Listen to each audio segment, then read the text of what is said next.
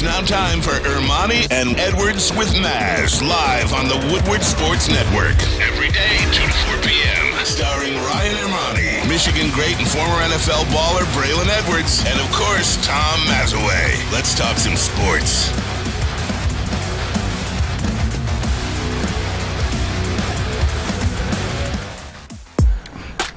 Welcome to Ermanni and Edwards with Maz. My name is Stick. Once again, filling in for Ryan Ermanni as he heals and gets better to 100%, because you know 100% Ryan Ermanni is what we need on this network. So we're live on woodwardsports.com right now and fox2detroit.com right now. So thank you guys for being a part of the chat. Braylon Edwards is here today. How you feeling, Braylon? I feel good. I mean, this is that time of year where people get sick. This is that time of year where if you're not taking care of yourself, it's easier to get sick. So, you just got to fight it. But it's all mental. It's all mental. If you're doing the right things, the teas, shout out to Lydia, appreciate you. As always, you get your tea game popping, a little turmeric, a little lemon. It works wonders. I'm just trying to figure out why I look so much shorter than you. Like, I got the pupil chair. Yeah, I'm sitting tall today. Lift yourself up. I got to lift it. There we go. There we go. Kyler Murray, what's going on? Well, you know what? We were in the game this week, and D-Hop came back, so we're doing a lot better out here in Arizona right now. This is hilarious, man. Oh, I got to get it up. Well, we got a lot of stuff planned on the show today, and we do have to give a shout-out to the wonderful people at Birmingham Roast. Just to let you in a little bit behind the scenes action here at Woodward Sports. It's a bunch of dudes. It's a frat house here in the back, and we're connected to Birmingham Roast because Chad Johnson, the guy that owns Lady Jane's Roast and at Woodward Sports here. It's all part of one, but Lydia takes care of all of us boys by making us tea with lemon, with ginger in it, with water. So this operation could not happen without Lydia and Birmingham Roast. So shout out to them. Flannel Sam in the booth again today, and of course Fletch is here. Maz, how you feeling today? You healthy? I'm good, man. I got people sick all around me, but I'm hanging in there. I feel good and ready to go.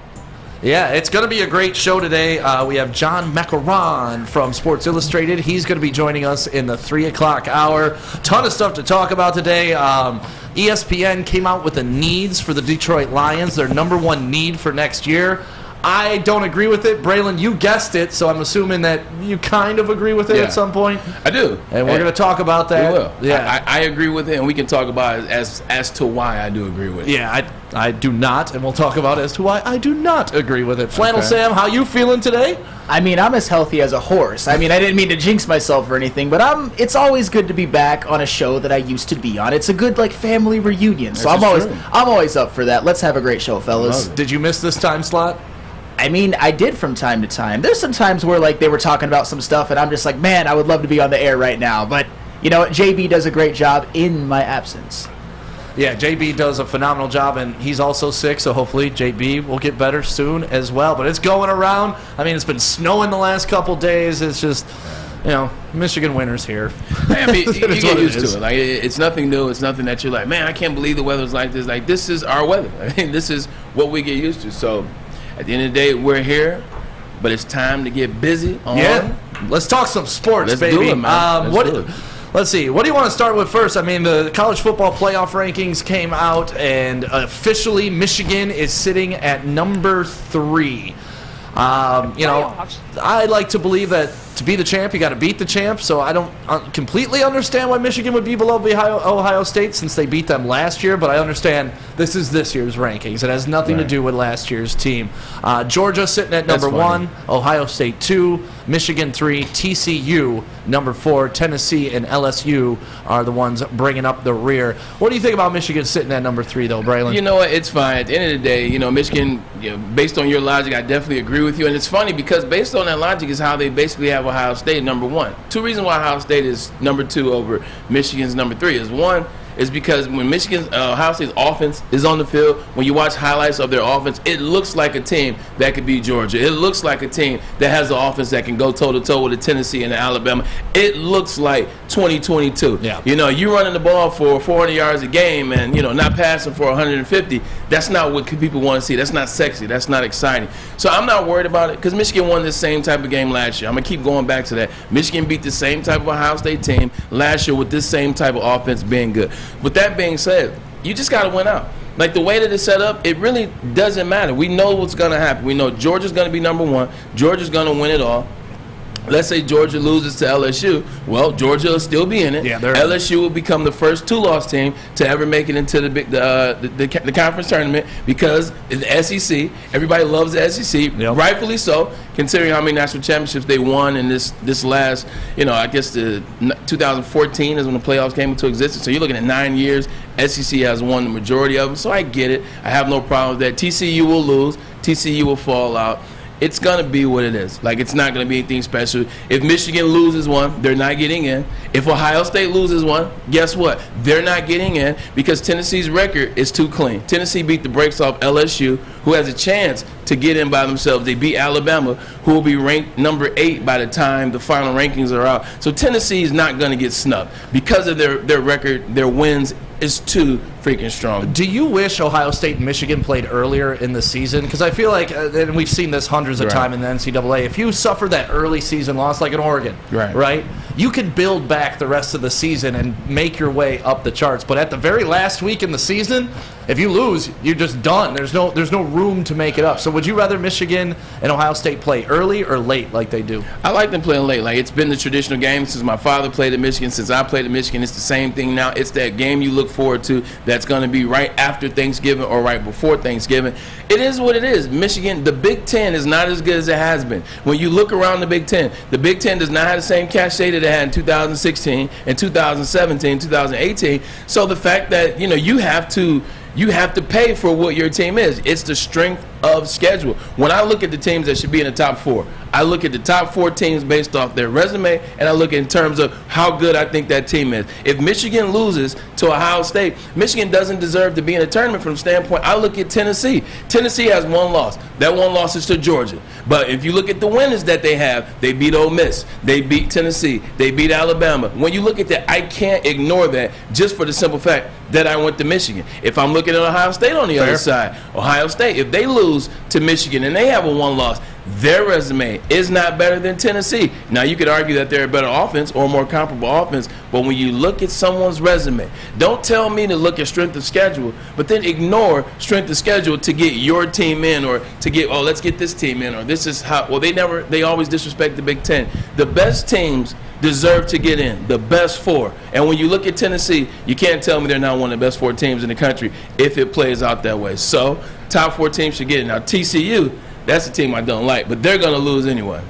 Paul Feinbaum, our good friend from ESPN, always fun to listen to him, Mr. SEC himself. But he went online today and he said on television, on Get Up, he said Michigan and TCU are on upset alert this week.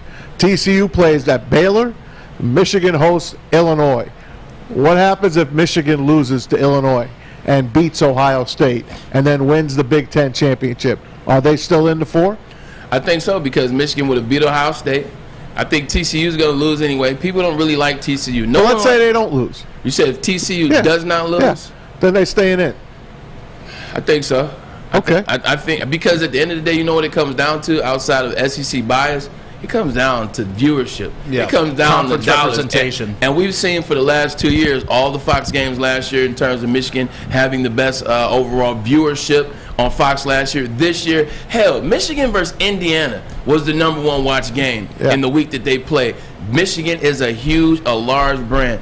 And if you're going to put this much stake into Ohio State, if you're going to all year long tell me how good Ohio State is, that Michigan can't beat Ohio State, well, if they do beat Ohio State and they win the Big Ten, so I think you have to put Michigan in there. So they get in with the 1 loss to Illinois if they lose this week. They do. And this goes back to what I was saying. It's the early loss that you can actually bounce back from, right? If Illinois was the last game of the season they lost, it's never going to happen. You lost your last game, you're already out of it. But if they are to lose 1 game this season, you would pick Illinois over Ohio State. Because if they lose to Ohio State, they're not in no matter what. Correct. Period. It's an ugly loss. Don't forget, they want USC in desperately. They want TCU out and USC in. They want that more than anything in the world. That LA market, man. Yeah. This is very true. USC has some bumps, though, man.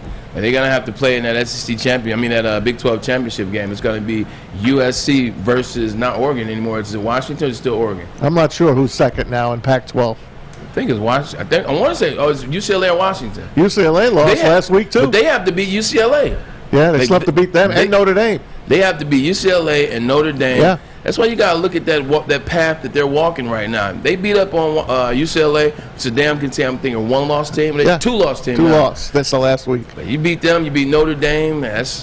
Flannel Sam, you're a huge Michigan fan, self-admitted diehard. That's your team.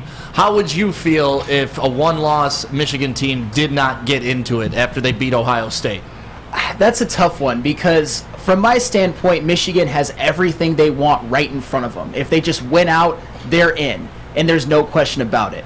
And the way Illinois has looked these past couple weeks, losing to Purdue and Michigan State, that one loss wouldn't look so good. Yeah. So to me, they just win, baby. It's like Al Davis, just win. Because if they lose, I don't even know.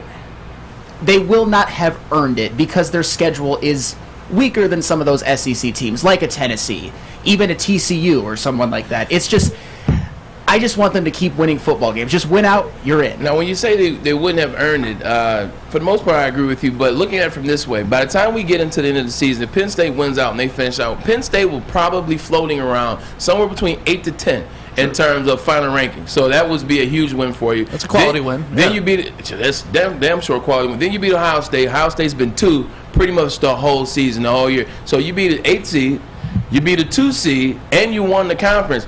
It's hard to negate that. I think it's hard to negate those two in terms of Michigan getting in. Not to mention they want Michigan in as well. So when these rankings come out and you're sitting in the locker room with your teammates and you see that you're ranked 3 and Ohio State is ranked 2, does that add a little more fuel to your fire that you're the underdog, or you just don't care? We got to play who's in front of us anyways. Or would you? I guess the question is, would you rather be Ohio State or Michigan going into that game with the higher ranking? Does it matter?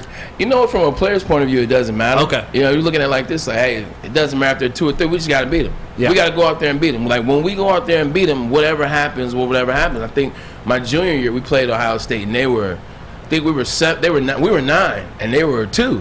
And we were like, we just got to beat them, and however the chips may fall, they'll fall. We beat them, and we moved to 4. But the only way it kind of would matter if I'm thinking about it is in this sense. If you're 2, like you see how much emphasis they place on Ohio State. Yep. You see how much love they have for Ohio State. You see how, like, when they're talking about the team losing, it's if Ohio State lose, can they get in? Like, that's the team.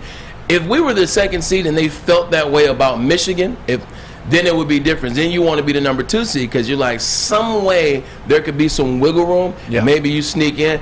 But Michigan's not getting in at 3 with one loss. They're not, if they don't win the Big Ten championship. If I'm Jim Harbaugh, I'm using it as bulletin board material, though. Like, look, they don't think you're as good as this team. The whole nation thinks you're trash compared to Ohio State. No matter what you've accomplished this year, it's not enough to put you above them in perception. So let's make that a reality. Like, to me, if I'm a coach, I'm using this as ammunition. I think you definitely would. I would, too. I mean, if you look at what's gone on for the last 2 weeks in terms of the Final Four rankings, be it from the pundits around the country, be it from Fox, or be it ESPN, or be it the analysts, and how they have their top 4. A lot of people have left Michigan off that top 4. A lot of people are leaving out of Michigan. I'm talking about right now. Michigan was outside people's top 25 to start the season. Morons. Exactly. That's what I'm using for bulletin material. Look, they said you guys can't compete. They said we can't compete. This is Jim Harbaugh giving the speak. They said we can't compete. They say that we're not up for the task. They say we are that team that played Georgia this past January in the Orange Bowl. I'm definitely using all of that. But at the same time, if you're going to use that, Harbaugh, you also got to let some things fly. You got to help them out as well. Yeah, well, you know who can compete? Maz and everybody at the Folding Warehouse. Maz, tell them about what to do. Now that it's cold out, you want to be indoors having fun with your friends. Tell them about Folding. Get on down there right now to Hamtramck. Tell Chris Hutt that Woodward Sports sent you. All right? Folding, football, and bowling. My 2 favorite games. Put them together. 2 ways to play it. $12 unlimited open play or a private lane reservation. 10 or 12 of your friends on a lane for 2 hours. You get it for $120. Split it up. Less than $10 a head. You can get to the bar as well. Multiple full bars at the Folding Warehouse and a crate beer menu. Over 100 beers they offer you, plus the $2 mystery beer machine. Bring your own food in or have it delivered. Just get your full on. Check them out at foldingwarehouse.com. It's a great day to get some Centron in your life. Okay. There it is. Centron, here we go. Gotta grab the cranberry. Oh wait, it's 2 for $4. Gotta double up with the classic as well. Centron World, baby. Centron, available at select Krogers, and if you want to know how, go to @CentronWorld.com. You get dope like me. You know what? Why wait?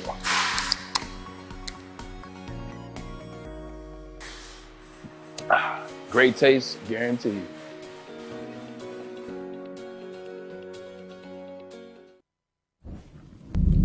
For a limited time only, all new burgers and loaded fries at Big Boy.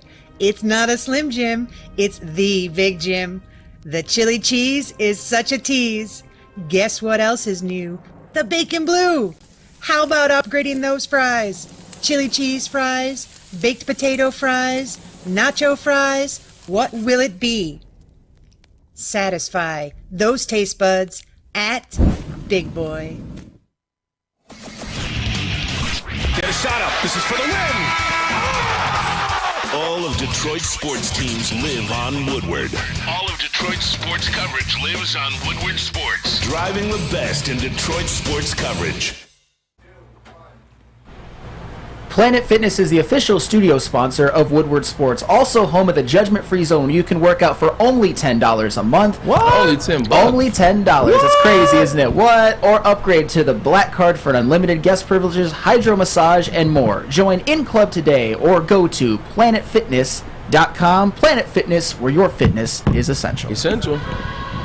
Welcome back to Ermanni and Edwards with Maz right here on WoodwardSports.com and Fox2Detroit.com, streaming live right there. Thank you guys for your partnership, and thank you for everybody in the chat being a part of the show today. Nicholas, Chris, Flocka Waka, Paul, we see you guys all in the chat, so thank you very much on WoodwardSports.com. My name is Stick, filling in for Ryan Ermanni today. Braylon is here. We were talking a little bit about college football, Michigan being ranked number 3. Yeah. And you know what? It's all fun and games. We could talk about that, but eventually it won't even matter that they're ranked number 3 because eventually this is going to be a lot bigger playoff pool, don't you think? I can't wait to get the playoff. They've already agreed on it. It's going to be 12 games. I mean, it's going to be 12 teams. I think they start this not this year coming up, but the following year, I want to say, so 2024. This is the way to do it. You know, I fought Maz, I fought Ryan, I fought them long enough on it. I didn't like some of the lesser seeds that you were seeing, and I didn't want teams with 3 wins potentially getting to a chance to win a national championship. 3 losses. But 3 losses, Yeah. excuse me. But there won't be any teams with 3 losses getting in there. You see it's getting better and better. The field is evenly spread around. Like right now, that's the best way to kill all this conversation. Because you could have so many different scenarios. TCU could be undefeated or 1 loss. LSU could beat Georgia in the SEC championship game. Georgia then will have 1 loss. UT still has only 1 loss, and they have the best resume in terms of wins. You look at Michigan going undefeated and having 1 loss. You know, look at Oregon sneaks in there. USC, whatever they're going to do. Utah's beat USC again this season, much like they did last year. So Everybody went for 2 to win that game. 100%. Yeah. Shout out to Lincoln Riley. You So get a rematch. Look at those matchups, man. So looking at it this way, this is the best way because you keep talking about the best 4. It was Right. like, yo, we're picking the best 4. How can you say you're picking the best 4 when you're looking at, you know, let's see, undefeated TCU. You're looking at a 1-loss Pac-12 champion USC. You're looking at a Ohio State 1 loss to Michigan, who's undefeated champion. You know, and the list goes on. This is the best way to shore it up because now we don't have to sit here and have these conversations and your bias doesn't come into play. Yeah, and you knew this was coming, right? Yeah. Like the reason they moved to the college football playoffs is because they didn't want people making all the decisions and deciding who the national champion was. And then it was, oh, okay, we don't want to go 8 teams. Oh, okay, maybe. But I like this format because you're still giving the first 4 teams a bye, which they should get rewarded for something, right? You don't want to just put them against a lower seed. And look at the potential matchups in here. I mean, look at the right side of that board right now. You could essentially have 3 out of the 4 teams be from the Big Ten playing each other to get to the national championship. And how fun would that bracket be? I mean, that, you know, you look at the way it's set up right now, that looks amazing. Obviously, you get Alabama and Georgia in the second round. You get Tennessee and TCU in the second round. LSU and Michigan. I love Jaden Daniels. That would be great. I love that. That would be a great match. I want to see that, period, man. Jaden Daniels and LSU, that guy's lights out. And Ohio State and SC, you know, 2 potential Heisman Trophy winners. That's another thing I'm Or a looking at. rematch at a Rose Bowl against Utah. Remember that game last year? And now this time everybody's there to play for real. Yep. You know, it's not just getting through a Yeah. game. Plus, I'm just looking at all the Heisman Trophy candidates in this game. You know, you look at Stetson Bennett from Georgia. You look at Bryce Young, Alabama. You look at C.J. Stroud, Caleb Williams, Blake Corum, Jaden Daniels. Bo Nix is in there. And then Duggan from TCU. His stats are off the chain. The one team that's not in there, man, and they're getting fleeced as we speak, is UNC. That's a team to watch out for. They're on the up, man. UNC has one loss. They're ranked 13th right now. They will play Clemson in the ACC championship game. Already been booked. Drake May is a beast. 3,900 yards total offense right now, 38 total touchdowns, 33 touchdowns, and 3 interceptions. Like, his stats are through the roof right now. Yeah, UNC's been sneaky about putting people into the league, too. Trubisky, Howe. Carter. Yeah. You talk about the 2 running backs. The running backs, yeah, from Denver. That Carolina quarterback's literally out of high school. Yeah. And he's dominating. He's Drake May, right? Is that his Drake name? May. Yeah, he is a real problem out there, man. I like watching him. It's gonna be interesting to see though. And what I do like about that is 4 weeks of competitive football, right? It's gonna kill every other bowl game, but I think every other bowl game is already dead anyways. But they could be bowl games. Does anybody really care about the Charmin Ultra Bowl? That nobody cares about that anymore, right? It's really about the college football playoffs. Yeah, but I think like Matt said, you know, the NCAA is always crafty in terms of finding ways to get bowl games involved, so you get those dollars up. Those will be bowl games. Those are all bowl games. All those will be bowl games. But like the Pizza Bowl, those things. Well, that's the Quick Lane Bowl now, pal. Whatever. Get it straight. Yeah, they draw a whole 10,000 people. It's awesome. I'm one of them. they draw 10,000 masses. Hey, Cheez-It is now the sponsor for the Citrus Bowl. 2 bowls. Oh, they got 2 bowls? They got 2 because they have their own bowl, and I want to say they got the national I got 2 championship. bowls right here. Hey, They got the national championship game. I'm not mistaken. I'll be damned. Yeah, gotta they love have 2 Cheez-Its. games. You like the extra toasty Cheez-Its? I like their commercials. You like the extra toasty Cheez-Its? That's Or you the like the only way to extra go. cheesy That's ones? the best way to go. yeah, I can't so eat regular Cheez-Its anymore after the extra toasties. I woke up feeling cheesy. Like those cheesy commercials. I know, those are funny. When's the national championship game right now? Isn't it like January 10th? January. So Yeah. it's second week of January. So you're talking mid-December is when this playoff run In would L.A., start. by the way. Yeah. I would love that. I would love from mid-December. I mean, you're competing with the NFL, obviously. Not really. But you could take those Saturdays and turn them into events. It'd be fun, man. You also have different days, so you don't have to necessarily schedule them on the weekend. They won't. Yeah, they will not go against the NFL. You got Friday nights, Thursday nights. They'll script it in a certain way that'll be good for the NCAA in terms of viewership. Yeah.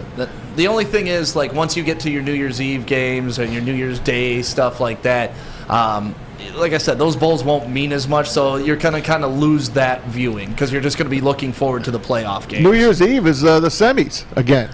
The semifinals again. I'm pretty sure. That is something, you know, just looking back at history. And I know history goes out the window. It is what it is as you get older, as things progress. Sometimes you lose a bit of your history. It kind of comes to the territory. But, man, like the Rose Bowl game, like those games, there used to be so much history in those games. Like when they would come on, the Rose Day Parade. You know, I played in 2 of those games. I've been to 3 games total that I didn't play in, so 5 total, man. It was special. Like, now it's just the means to an end to get to the national championship, which is all about. So yeah, which it should be all about. But I used to love when it was Big Ten versus Pac-12 out there, you know, and you get the winner of both playing each other, and they never see each other, and you're like those games were. And you know, I'm like you. My New Year's Day used to be spent. You know, you'd wake up and you just flip on awesome bowl games all day long. I think with this playoff, it's going to kind of take the sweetness away from that day, but you're going to get 4 weeks of awesome football. So I'm willing to trade one day for 4 weeks. Very true. And I think the biggest thing about them, too, is this is the thing I'm excited about. Usually when you get a game like that, you'll get an LSU versus a Michigan, or you'll get a TCU versus Oregon. You'll get one of these games for a ball game that actually means nothing. Like, all they're literally fighting over is, you know, how high they finish in the final rankings, in the final polls. Now you have these games that you don't get a chance to see often, but they're actually fighting to get to the next round of the playoff to ultimately have a chance to fight for it all. I think that's the thing I'm waiting, I'm excited to see. So many times you're just watching the game. Last year, Rose Bowl, a lot of guys didn't play. A lot of guys held out because they were going to the league. Ohio State and Utah, hell of a game all the way around. So many tremendous plays that were made, but the game was for nothing. Like, it was like, oh, this is a cool game, but it meant nothing. It was for nothing. Right. This year, it will be for something. Dave, how about back in your day? Did you guys? Hey, did you guys? I'm 39 years old, so it's just back in my day. Did you guys get the gift baskets? Yeah. Not the Derek Jeter gift baskets, but the gift baskets from the bowl games, because they're like what those kids want. I mean, they give some great stuff away. An NIL age, too. I bet you it's even better. You're not and kidding. you can accept the actual gift basket this time. What'd you get back in your day? So there's always one major gift. Like, every year at a bowl game. Like a PS2 or something exactly. like that. Like, I think what are the big gifts? So, freshman year, I don't think it was anything special. Sophomore year, cameras.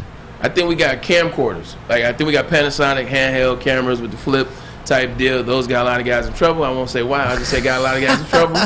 Had the flip camera on it. Starting some websites. Hey, I'm trying to tell you. The next stop it.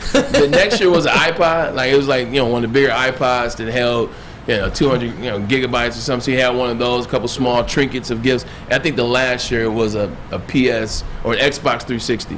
Like Xbox 360 before they came out. At least you get something when you go to these bowl games, right? These kids. You get per diem too. Like, you get an allotment of money. I think for the Rose Bowl, I think you got on average $750 in terms of while we were out there. Nice. Because you're out there usually from the 23rd to the 2nd. Free entry into Disney. True. There you go, Disneyland. Big steaks. Don't you eat those steaks at the Rose Bowl? At Lowry's. Yeah. What do they call that? They call it like the beef bowl or something like that. It's the beef bowl. It's at Lowry's. Lowry's is in Beverly Hills. It's right around the corner from Wilshire, the Beverly Wilshire where we stayed at. Pretty Woman. Crazy. That's Pretty Woman area. Michael Jackson. Pretty Woman area. It was the Beverly Wilshire. He's right. It was funny because in 2003 when we were Beverly Hills staying there. Cop era too. In 2003 when we were staying there, Michael Jackson was also staying there because the Beverly Wilshire has two sides. So we were staying on the one side, and then there's a residential side. He was staying there doing an interview with CNN or 60 Minutes. So he was there for like 3 days, and like when he finally left, like everybody was out there waiting for him. It was like a circus. Mike Tyson was there. Like it was weird. It's a wild place back then. I'm like, I just came to play a college football game. What is all this stuff? One question for you before we leave this topic.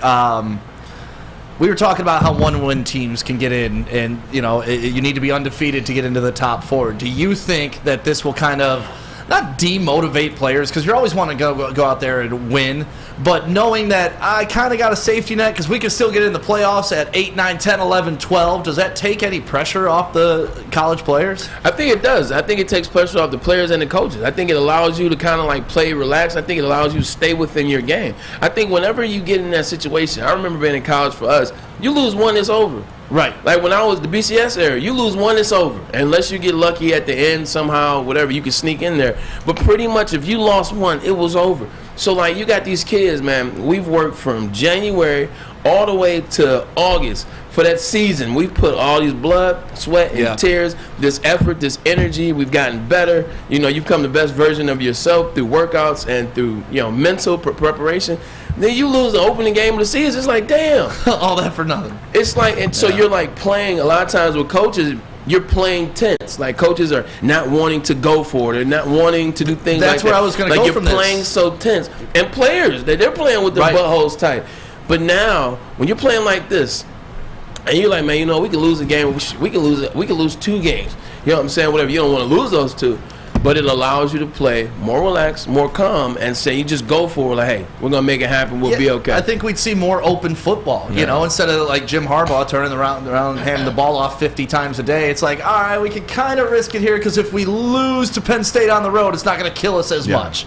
So I think it could lead to some better football down the road. But there's also the flip side of the coin. It also makes every game not as important.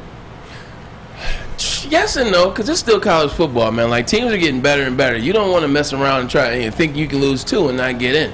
You look at games, you look at guys right now, you look at the way it's scripted right now. Yeah, Penn State's in right now with 2 losses, but that's not set in stone. To Penn State with those 2 losses, by the time it's all said and done, Penn State may not get in there because if Tennessee loses another one, they'll be a 2-loss team. And I guarantee you they'll get in over Penn State. So you don't want to press the luck. You don't want to press the issue. Right. But you do know it's there. At least when you're undefeated, you know it's there. Well, you know who else is undefeated? Who's undefeated? Les Stanford Cadillac in Dearborn, and they are your Corvette king. And if you're thinking of a new Cadillac, too, they're going to take care of that first month's payment for you. So you don't even have to worry about it. You're pretty much getting all the way into 2023 without paying on that brand new Cadillac from Les Stanford. And they are also giving you $500 in cyber cash on all Chevys right now, too. So no matter what car you want, Les Stanford is the place for you to go. It's in Dearborn, right off Michigan Avenue. Go to lesstanford.com right now and find new roads.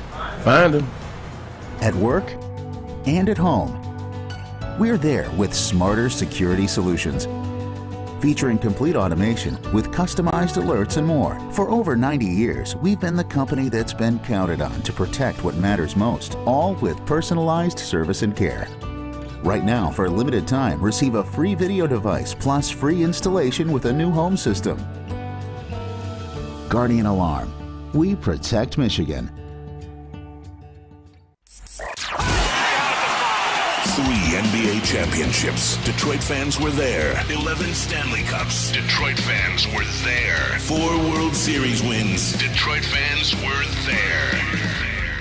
And that one Lions playoff win in 1991, yeah, Detroit fans were there. Woodward Sports, where the fans are. At Alta, Uptime Matters. Alta Equipment's got everything you need to get the job done. If you have a big project coming up, why not give Alta Rental a call? They have got you covered. Give them a call today. 844-GO-TO-ALTA. That's 844-GO, the number 2, Alta. Welcome back to Ermanni and Edwards with Maz. My name is Stick, filling in for Ryan Ermanni today as he gets his... He says he's feeling fine. It's just a little bit Can't talk. He can't talk, and unfortunately in our business... You got to talk. Yeah, you could... If his whole body didn't work, but he could still talk, we could bring him in here, prop him up, and he could do a show. Like the head from Living Color. He's just the head speaking. Or you can do it from home. Yeah, my head went to Pee Wee Herman's Playhouse when you said the floating head. That's a good Remember one, that too. guy? Hey, I was driving in today. I had to go. I had a couple of errands to run. So I wind up on Southfield Road. So I see a Little Caesars pizza place. I'm going to stop, get the pizza for the guys. And I walk in, and the owner, his name is Kalen Hakeem. Kid's in his 20s. He's like 21 years old. Him and his dad own a couple of Little Caesars. I walk in, he's like, Woodward Sports, Maz, we watch you all the time. We love all you guys. We love Adam in the morning. We love Neil and D-Mac. So the guy's a liar. Is that what you're saying? No, can you believe it? I'm joking. He is one of our guys. So I had to shout out Kalen. Thanks for watching, Kalen, and we'll see you again. No, Nice. that is one of the cool feelings when you're walking around and people recognize you from Woodward Sports. Yeah. It's really neat. It shows that the brand has grown, and we couldn't do it without you guys. WoodwardSports.com, and, like with our new partnership with Fox2Detroit.com, just the exposure keeps going and going and going, and we can't thank you guys enough for being a part of the party with us. That was nice, man. Yeah, man, it's go time, man. We're putting the foot on the... Hey, you know what time it is. You know, it's a curb stomp. Let's go. You know what time it is, Got 2 Lions topics I want to get to. First, we'll start with this. Actually, Fletch, do you have that Dan Campbell talk about Jameson Williams and his return? Let's get to this because I want to talk some Lions wide receivers with you, Braylon Edwards. And Fletch, throw that up there so we can hear what Dan Campbell has to say about J-Mo returning. I would say, probably after Thanksgiving sometime would be the best way to, I think that's tentatively what we're looking at. I don't know if that would be the Jacksonville week or the week after. It could be next week. It's just we're not doing a ton, but he's close. It's certainly won't be this week, and I don't see there again him playing for Thanksgiving. But we'll see where it goes. He's progressing. There's no setbacks. To me, the most important part of that whole spiel was the last 4 words he said. He's progressing. No setbacks. Yeah. That's all you want to hear. That means he's staying on his timetable. And honestly, there's no reason to rush him back right now. If they want to sit him through Thanksgiving, why not? You suffered the same injury, Braylon. You said since then they've come up with some new ways to rehab and whatnot so players can come back a little bit faster. But there is no point in rushing this dude back, is there? No, there's not. And whenever you're dealing with surgeries, always what happens with different injuries is each year or each couple of years or each decade or so, new techniques and new strategies come up in terms of how to have the surgery. I think the big thing that came up that was new around the time that I tore my ACL was interweaving the hamstring into the ACL. So that was one of the things that I did. Usually it's, you're going to take the patella tendon. That was a big thing. And that's what took a lot of guys a longer time to heal, because you're basically taking some of the patella tendon off the other side, and then you're adding it over there to your ACL. So now you're basically rehabbing two legs. You know what I'm saying? So that was one of the reasons why I came back a lot faster. But you don't want to rush the body, especially if there's no reason to. You look at where the Detroit Lions are right now. It doesn't look like they're going to the playoffs. I mean, I said they're not going, but you just never know what the Lions faithful what their thoughts are. But they're not going to the playoffs. They're trying to get progressively better. They're starting to. There's no reason to put him out there, because once you put a guy out there, that's used to being a Kawasaki and a Suzuki and a Ninja, one of those bikes, he's going to want to be there right away. Right. And it's no need for him to try to go out there and try to do that and maybe take a step back or take a step back from the rehab process. You got a guy that can transcend this franchise. You got a guy, and when you look around the league, and you guys are talking about these wideouts that you have on your fantasy teams that get you excited. You're looking at the Justin Jefferson catch. You're looking at Jamar Chase. You're looking at Stephon Diggs. You're looking at Jalen Waddle and Tyreek Hill down there in Miami.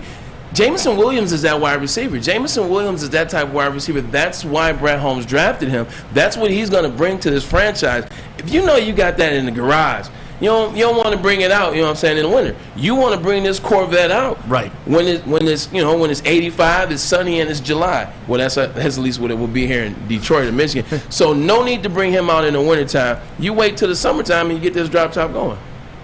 Yeah, I'm with you. I don't want to rush him back because he's supposed to be our next guy, right? Right. He's supposed to be it. They traded up. They used the assets to get him. And then you look at the other wide receivers who came out in this year's draft, your Garrett Wilson, your Chris Olave. Those guys are already showing that they are NFL. Come on, I want to see it. They're NFL wide receivers, right? Yeah. And they were projected to not be as good as Jameson Williams. So when that dude gets on the field, and even if he is just Chris Olave, my God, what a weapon you add to this already prolific offense. I think we can use that term because of what they've done, at least yardage-wise and points-wise, through the course of the season so far. What you got to look at is this. I think what's helping the conversation with Jameson Williams, I think what's helping individuals fan-wise, just kind of relax a little bit and say, you know what, okay, early on, it was so much pressure on that draft process. Maz, a lot of other individuals mad because he was injured or were unsure because he was an injured guy, which is fair. But then you're looking at the rest of Brad Holmes' picks, and they hadn't hit yet. So now it's like not only is he not playing, you're also looking at, well, Mitchell, he's hurt too. He's not playing. What's going on with him? Where's Pascal at? Where's Kirby Joseph at? Aiden Hutchinson, he doesn't look like he was the right pick. So when you're going through all this, it's easy to kind of start looking at Jameson Williams and like, I don't think that was the best pick. I don't know if that's the best move. But now that you're watching Aiden Hutchinson turn into number 2 right before your eyes, right now that you see Kirby Joseph 2 weeks ago, the game he had against Green Bay, now you see some of these players that Brad Holmes is drafting. Once again, Penei Sewell, we always forget. Once you're seeing these guys, now you're kind of like, you're at more calls to relax and trust that Jameson Williams is going to come back. Not to mention what you just said about Dan Campbell in the press conference, the last 4 words. The last 4 words he said, there's no break. What did he say? Was no setbacks on schedule. There you go. No setbacks on schedule. Now that makes everybody a little more relaxed with thinking about Jameson Williams. DJ Chark also back at practice. He's been activated from IR, so he is starting to practice again. Also in a boot today was our center, Frank Ragnow. He didn't practice today, but he's better than he was last week. Sounds like he's been in a boot most of the year. He's got a bad toe. He's trying to protect it. And he's still one of the best offensive linemen, grades out really high on Pro Football Focus. You need to get those guys and keep them healthy, man. That's the problem. You don't want these nagging injuries. And DJ Chark came in with a bad wheel, and he re-injured it. And now he's had 4 weeks off, 5 weeks, 6 for the entire year he's been off. Yeah. Hopefully he can come back and maybe give you something that you wanted from him when you signed him as a free agent, gave him $10 million to come on in here. So I'm hoping that you'll see something from him that'll help out. You want to see Frank Ragnow get healthy. You want to see him play consistently because, you look at it now, it's like 2 years in a row. So 2 years in a row, we've basically not been with Frank Ragnow for the majority of the year, at least up to this point. And for those out there just thinking about the toe, because the toes are interesting, and they're interesting injuries. Whether it was Shaq that had turf toe back in the playoffs, and people were like, "But it's Shaq. How is his toe?" Right. Whether it was Deion Sanders, who was known Beef for having Stew's turf toe, out right now for 2 to 3 weeks because of a toe. Beef stew with the toe. Listen, as it relates to the big toe, I'm going to tell you like this. I don't know if it's a turf toe, which is usually a fracture of the sesamoid bone. And the reason why I know that is because I did that partially. And you're a doctor. You know, I'm a doctor. I'm Dr. BS. But, no, when you think of a toe, when you think of it, it's like, oh, a toe, it's only a toe.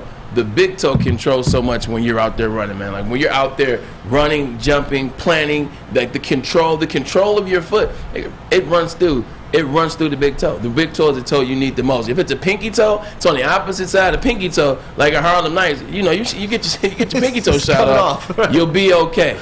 But when you're talking about that number one, that big toe, can't do a lot without that big toe, man. So that's why people got to pipe down. DJ Chark's scenario is he was a 1-year rental. We were hoping something would happen out of it. It's a prove-it contract. It was a prove-it contract, and you're replacing him with Jameson Williams next year anyway. So DJ, you need more bodies too. You need bodies, but you don't need to pay bodies like that. If he's willing to take a massive pay cut next year, then yeah, for sure, because he's proven this year that he is not a $10 million wide receiver, unfortunately, because I was a Chark fan when he came out in Jacksonville. Like he put up, some Pro Bowl numbers with Blake Bortles at quarterback. Like he was doing it without anybody, and you thought that he could get back on track here in Detroit, but unfortunately, injuries, they take a lot of careers, and it has nothing to do with ability. Yeah. It's just injuries happen. Yeah, the way the Lions were looking at it with DJ Chark is this. You draft Jameson Williams, you know what Jameson Williams is going to be, but in terms of until Jameson Williams gets going, you get DJ Chark, guy that made the Pro Bowl 2 years ago, guy that's a 6'4" guy or 6'3.5" guy. He's a blazer. Beast. He runs 4.3. You saw some of that during Hard Knocks. I mean, he made some plays that had you like, okay, this Mike can be something. But you bring him here as you're waiting to get Jameson Williams. You already know what you got out of Amon-Ra St. Brown. You remember what Quintez Cephas did before he got hurt. So you're God, I forgot exactly. we had Cephas on the team. Josh Reynolds, Khalif Raymond. So you're looking at it through this lens of, we got a good cast, and we can put some things together as we're waiting to get Jameson Williams getting right. But at the same time, we also can continually vet these guys, so we know we got to make some decisions in the offseason, bring in other guys. If you're the GM, are you bringing back Chark for next year? No. Yeah. I'm not, because I wasn't a big Chark fan. Like, everybody was like, the Pro Bowl, this Pro Bowl. I was like, he had 1,042 yards. I'm like, that's not exactly. With Jacksonville, that's like 2,000 with a good team. If they're throwing him the ball every play. Yeah, that is true, too. So, I mean, I wanted to see it. I wanted to vet it a little bit. And maybe he is decent, and maybe he is better, but I don't know. Because I don't know how it's going to work with Jameson Williams and Amon-Ra St. Brown. Right there, you got a 1 and a 2. You got your 1 and a 2, and I think DJ Chark wants to go somewhere where he has an opportunity to at least be 2, or it be number 1. So I don't think he will want to sign back here and play the third fiddle, because he's not going to get the kind of money that he wants playing third fiddle here. But just get on the field now. Yeah, I just don't know who's going to pay him that money. Just get on the field now and show what you got in the last 7 games of the year. Let's go. Get on the field. Well, for him, he's playing for his career. Yeah. Essentially, he's playing for his next paycheck. Yeah, so, I mean, and luckily, or not luckily, wrong word, unfortunately, he's playing to get paid by somebody else. Because I'm telling you, Amon-Ra St. Brown has proven he's your number 2. Forever. Yes. Like, forever. Lock that dude up 100%. Yeah. Like, Amon-Ra St. Brown is the kind of guy to be number 2 that will make consistent Pro Bowls, maybe even make one All-Pro Bowl based off that. He's that type of guy. Jameson Williams is going to be your number 1. You bought him to be your number 1. You're already at third fiddle, and the type of money that he wants, the type of money that he believes himself to be worth, he's not going to get that here from the Detroit Lions. He's just not. Yeah, and Brad Holmes is too smart of a GM to fork over that type of money for a mostly injured wide receiver. This is true. So Jameson Williams should be back. He mentioned the Jacksonville game, so I'm going to put that in the back of my head. I'm not going to hold Dan Campbell to it, but that will be interesting. Let's go. Because you'll get DJ Chark's former team. Yep. You'll get a guy that came up a couple of times in Christian Kirk.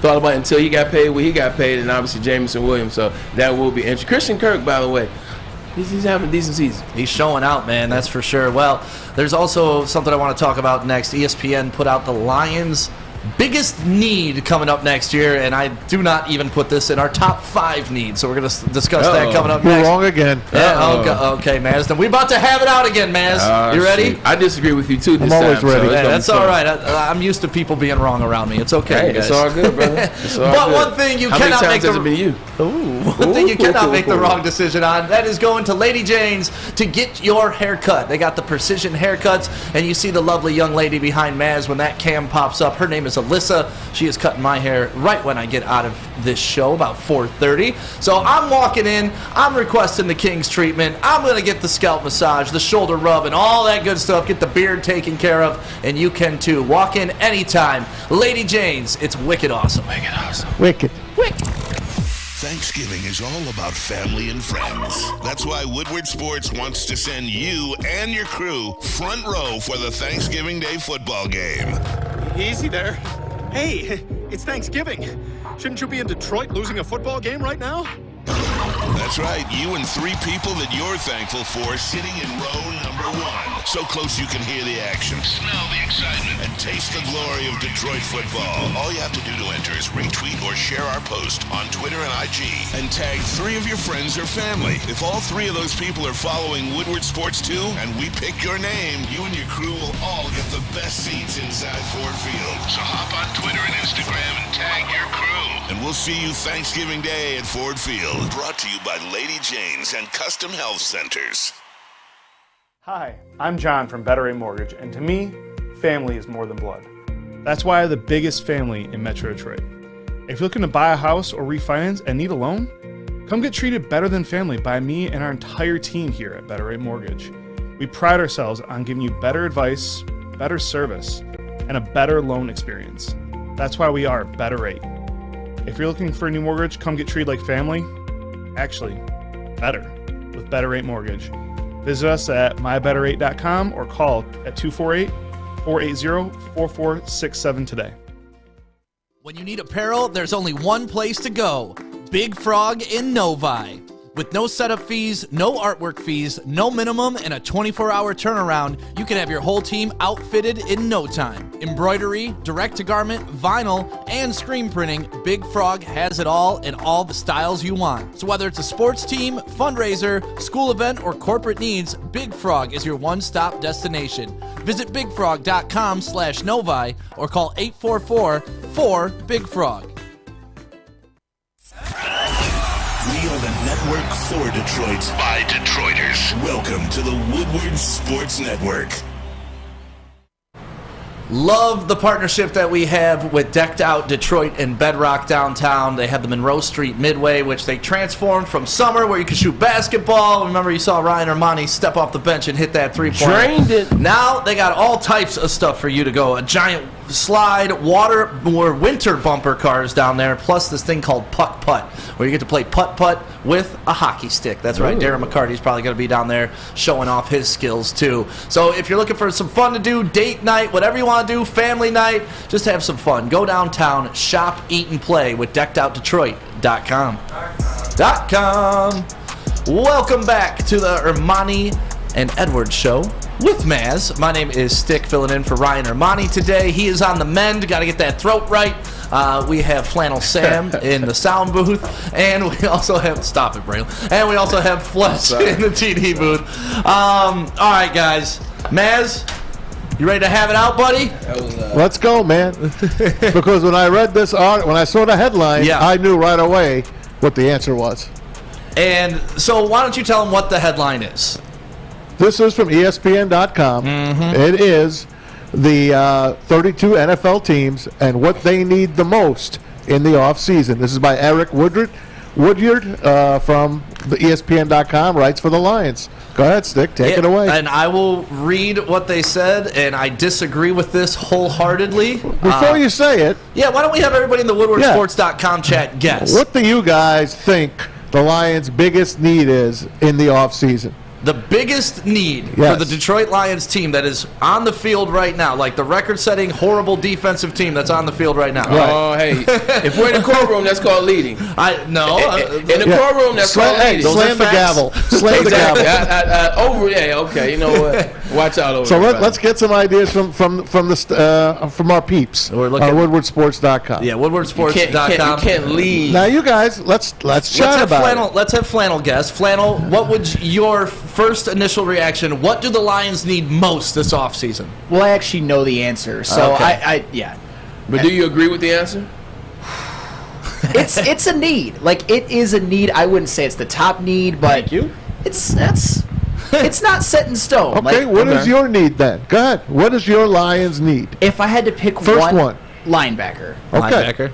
Yep. Okay, well, let's go to the WoodwardSports.com chat right now. Nicholas Duncan also says linebacker. Mike G says new owners. Flocka Waka says linebacker and corner. Greg People says linebacker. Adam Morency says quarterback. Steve Brown says linebacker. We got a bunch of cornerbacks. Defensive tackle, linebacker. Tight end. Cornerback, tight end, LOL. Defensive tackle. Defensive tackle, linebacker. Maz in the front office. Thank you. Quarterback, defensive tackle, cornerback, edge, DB. Okay, so those are. That's kind of where my mind went. They're flying in. They are flying in right now. But I got to say, 90% of you are wrong. Because according to ESPN.com, the number one need for the Detroit Lions this offseason is quarterback. Yeah. Quarterback. It's time. Let's start here. Let's start here, Stick. I'll let you all go. No, you go. No. What do I want you to do first? Hold on. I'm We'll do saying. the same one. You go, I'll go, then Matt Read can the go. story I'm saying first. why Read from is Eric. it not quarterback? Read from Eric Woodward. Well, let me show you why he says it's for quarterback. Quarterback. The Lions are aiming to accumulate the talent in multiple positions as they try to exit the foundation stage of their rebuild. The acquisition of Jared Goff was aimed to give the team time to run the course of adding prospects at key positions. But the trial period of that seems to be nearing an end. Quarterback is a key piece of every team's rebuild, and Detroit, which is projected to have a top 5 pick in the draft, could be searching for an important piece to the puzzle. That is what they said, why the Detroit Lions need a quarterback.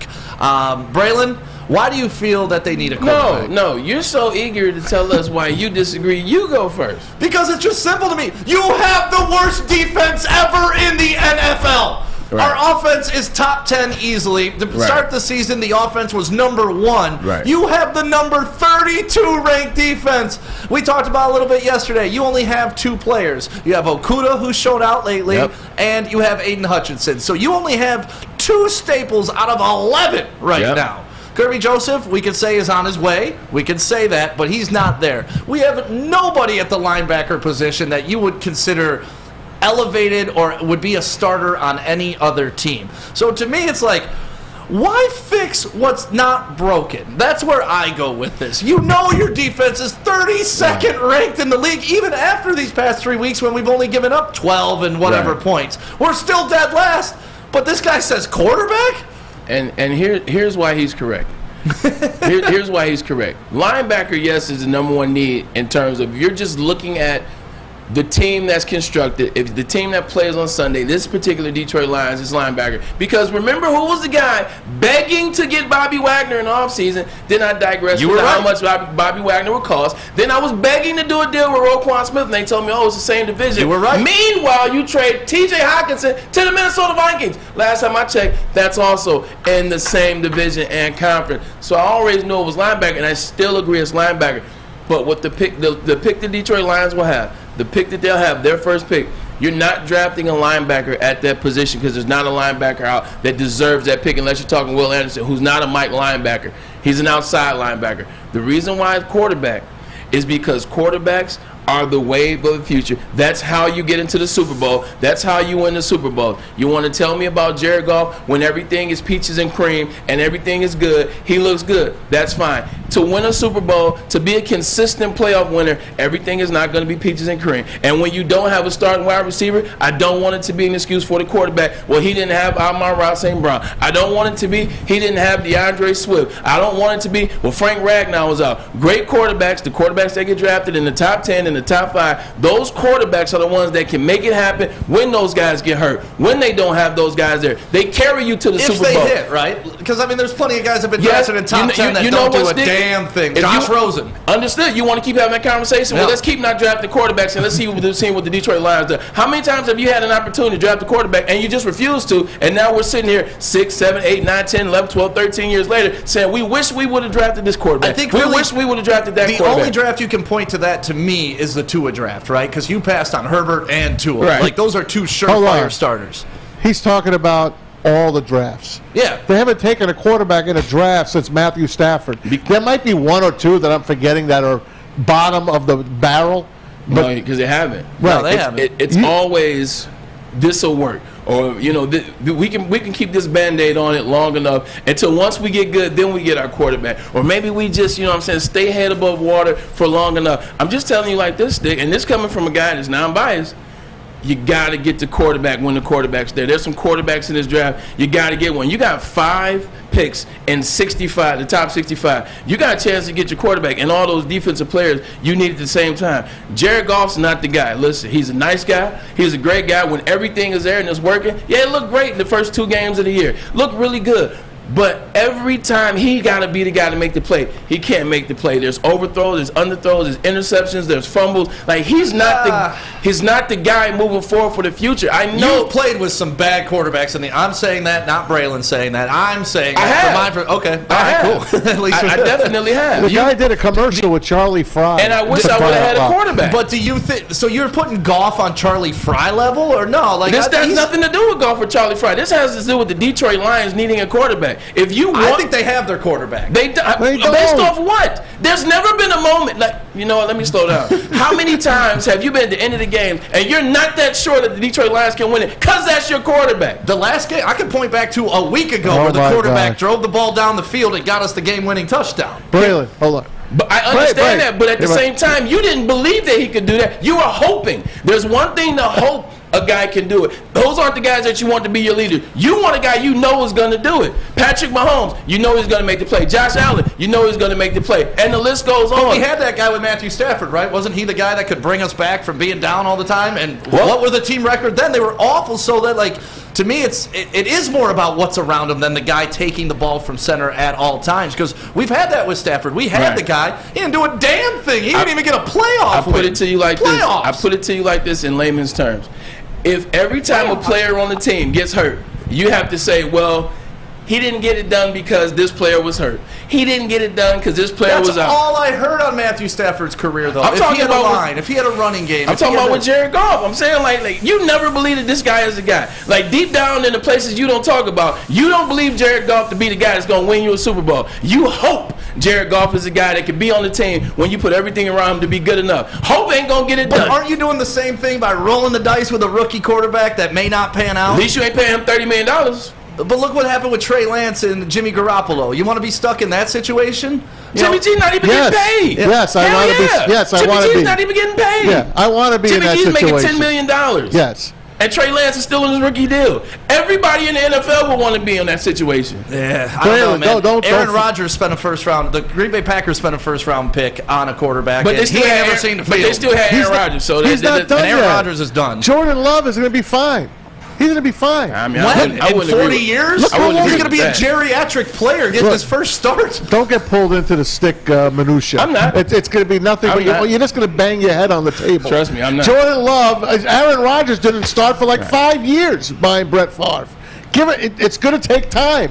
That's why you rebuild. You're wasting his whole rookie deal. Your rebuild doesn't start until you get your quarterback. About Matt Stafford and what he was and what he wasn't. I tell you like this: they didn't pay Ndamukong Suh, whose fault that ain't Matt Stafford's fault. Never gave him a running game. But now you're saying it's about the people around him again. I thought it was about the guy who I believed in. Everybody still has to have people to make plays, though. I mean, let's Thank you. Okay, Jared Goff needs that too. Yeah, but Jared Goff needs more than other people.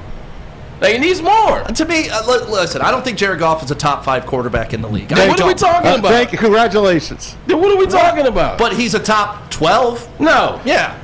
Keep going.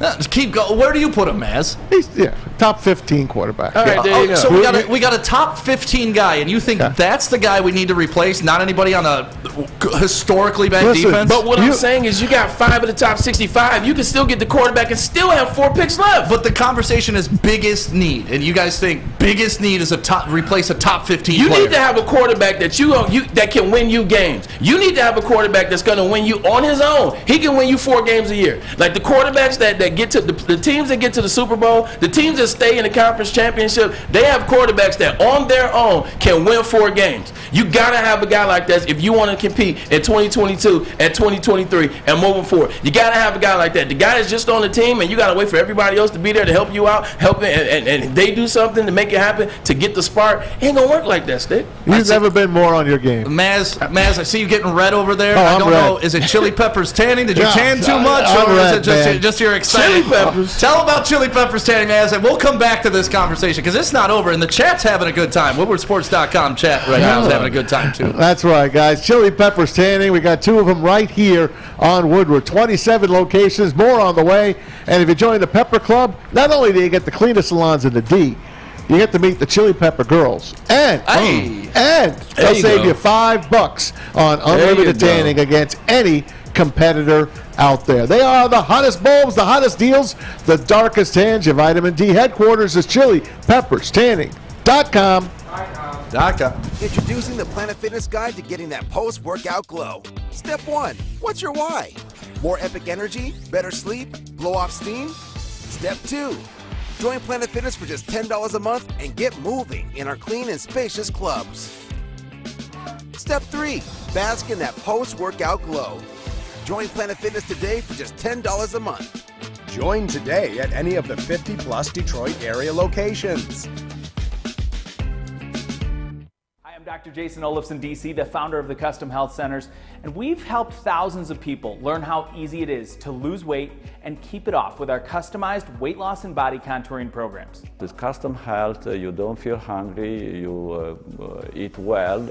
My name is Simeon Timbuk, and I've lost 71 pounds on the program. Call us at 844-789-THIN or visit CustomHealthCenters.com for a free consultation and get started for as little as $5 a day.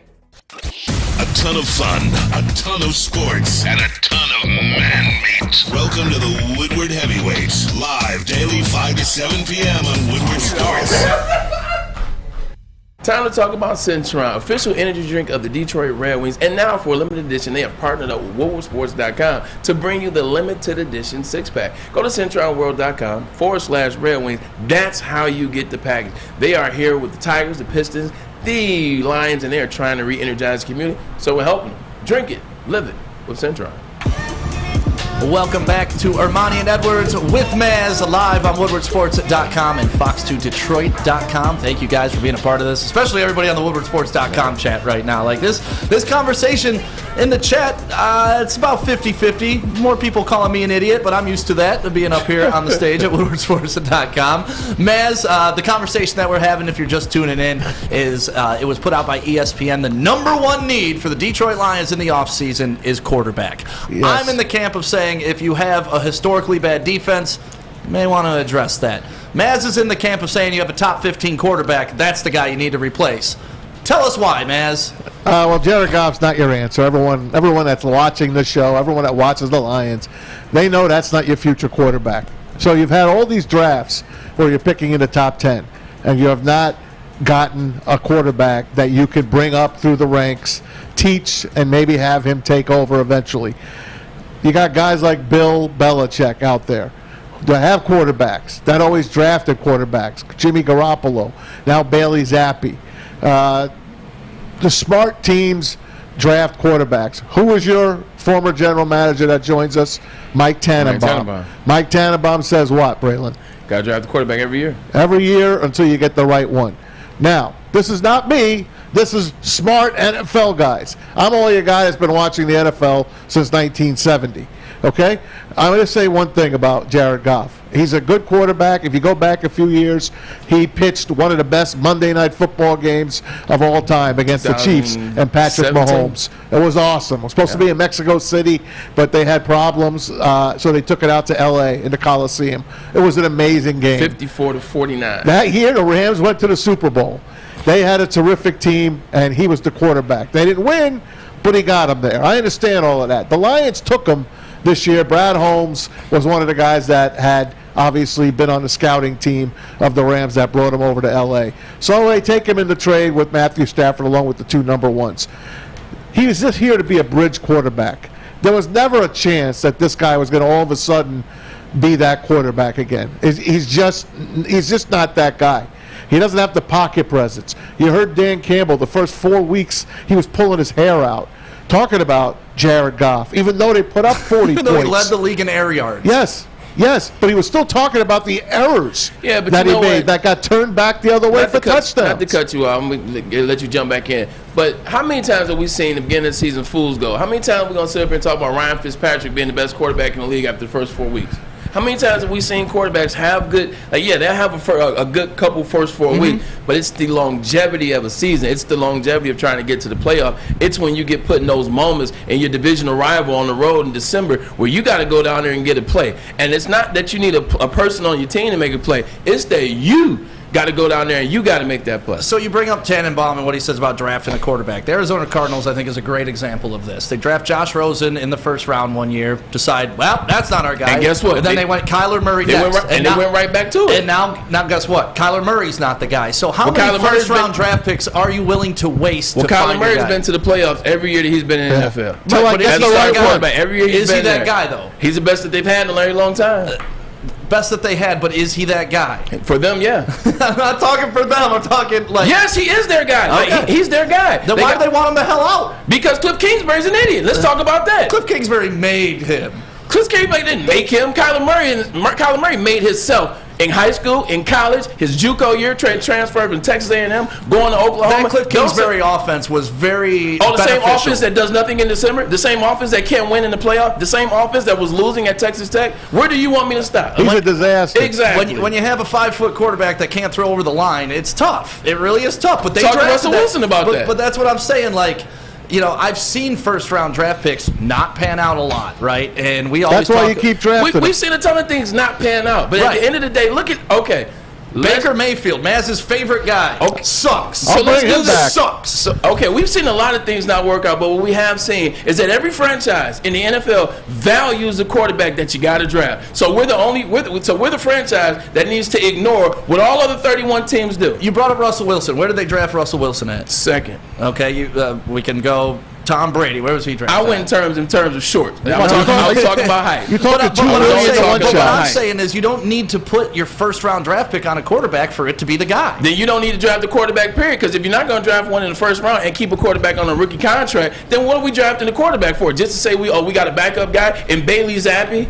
What are we doing? You might as well sign Chase Daniel like they did instead of drafting Tua or Herbert. That's your year. You had a chance. That's the only year I can point to where the Lions messed up not taking a quarterback. No, you want your defense, right? And I'm all for defense. I love defense. You got 4 picks after one in the top 65 still, not to mention the guy in Brad Holmes, who everybody all of a sudden thinks is a genius. So if you believe him to be a genius, you know that he's going to work the free agency as well as the draft capital to make you get the best picks possible for what you really need. Well, at the end of the day, I trust Brad Holmes. So if he decides to take a quarterback, yes, sir. You know, he's proven Can I to say something, please, for a minute? But Maz's quarterback perception is off. I'm just saying, the guy in Jared Goff, he's a nice guy. He makes plays from time to time. He does. I give you that. But just pay attention to what happened. He had everything right. He got to the Super Bowl with the Rams. When it was perfect, he got to the Super Bowl. That same coach, that same GM, that's here now, by the way. He was assistant GM out there. That guy in that franchise said, you know what? He ain't the guy. So when are we going to pay attention? As the Detroit Lions, like, he ain't the guy. You had your chance to draft the next Lawrence Taylor 2 years ago. You didn't. And we got a Hall of Fame lineman instead. You had a good line. Linemen don't win games. You had a good line, Stick. Linemen maintain, they don't win. Now, is there a Micah Parsons? Damn near won the game by himself. Is there a Micah Parsons in this draft? I don't know. I haven't really gotten into it that hard. Will Anderson Jr. I haven't gotten into it that hard. Maybe he is. Him. Maybe he is.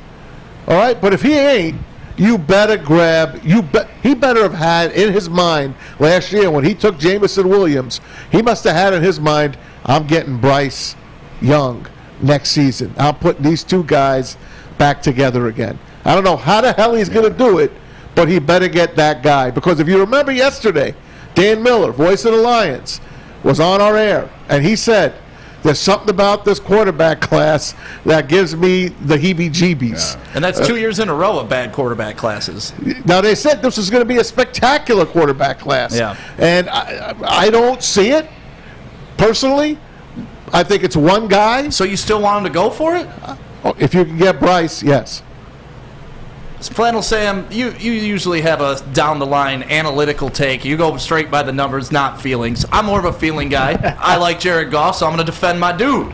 What are you feeling about this? This is a tough one because I don't think that quarterback is the Lions' biggest need. But I kind of feel like with the Lions and Jared Goff, especially paying him $30 million, you're in a little bit of a purgatory. I think in this upcoming draft and with the cap space and free agency they're going to have moving forward in 2023 and 2024, you can kind of get everything that you want. You can maybe get a quarterback if you can get a Bryce Young or a CJ Stroud, which they might be able to get with the Rams pick at this rate. But if you can't, to me, those are the only two guys that you would go after in the next draft. Other than that, though, I just think you got to load up that defense because even though the defense has played better, they're still last in the NFL in scoring. The Lions have a lot of needs. Quarterback is definitely a need, not the biggest need.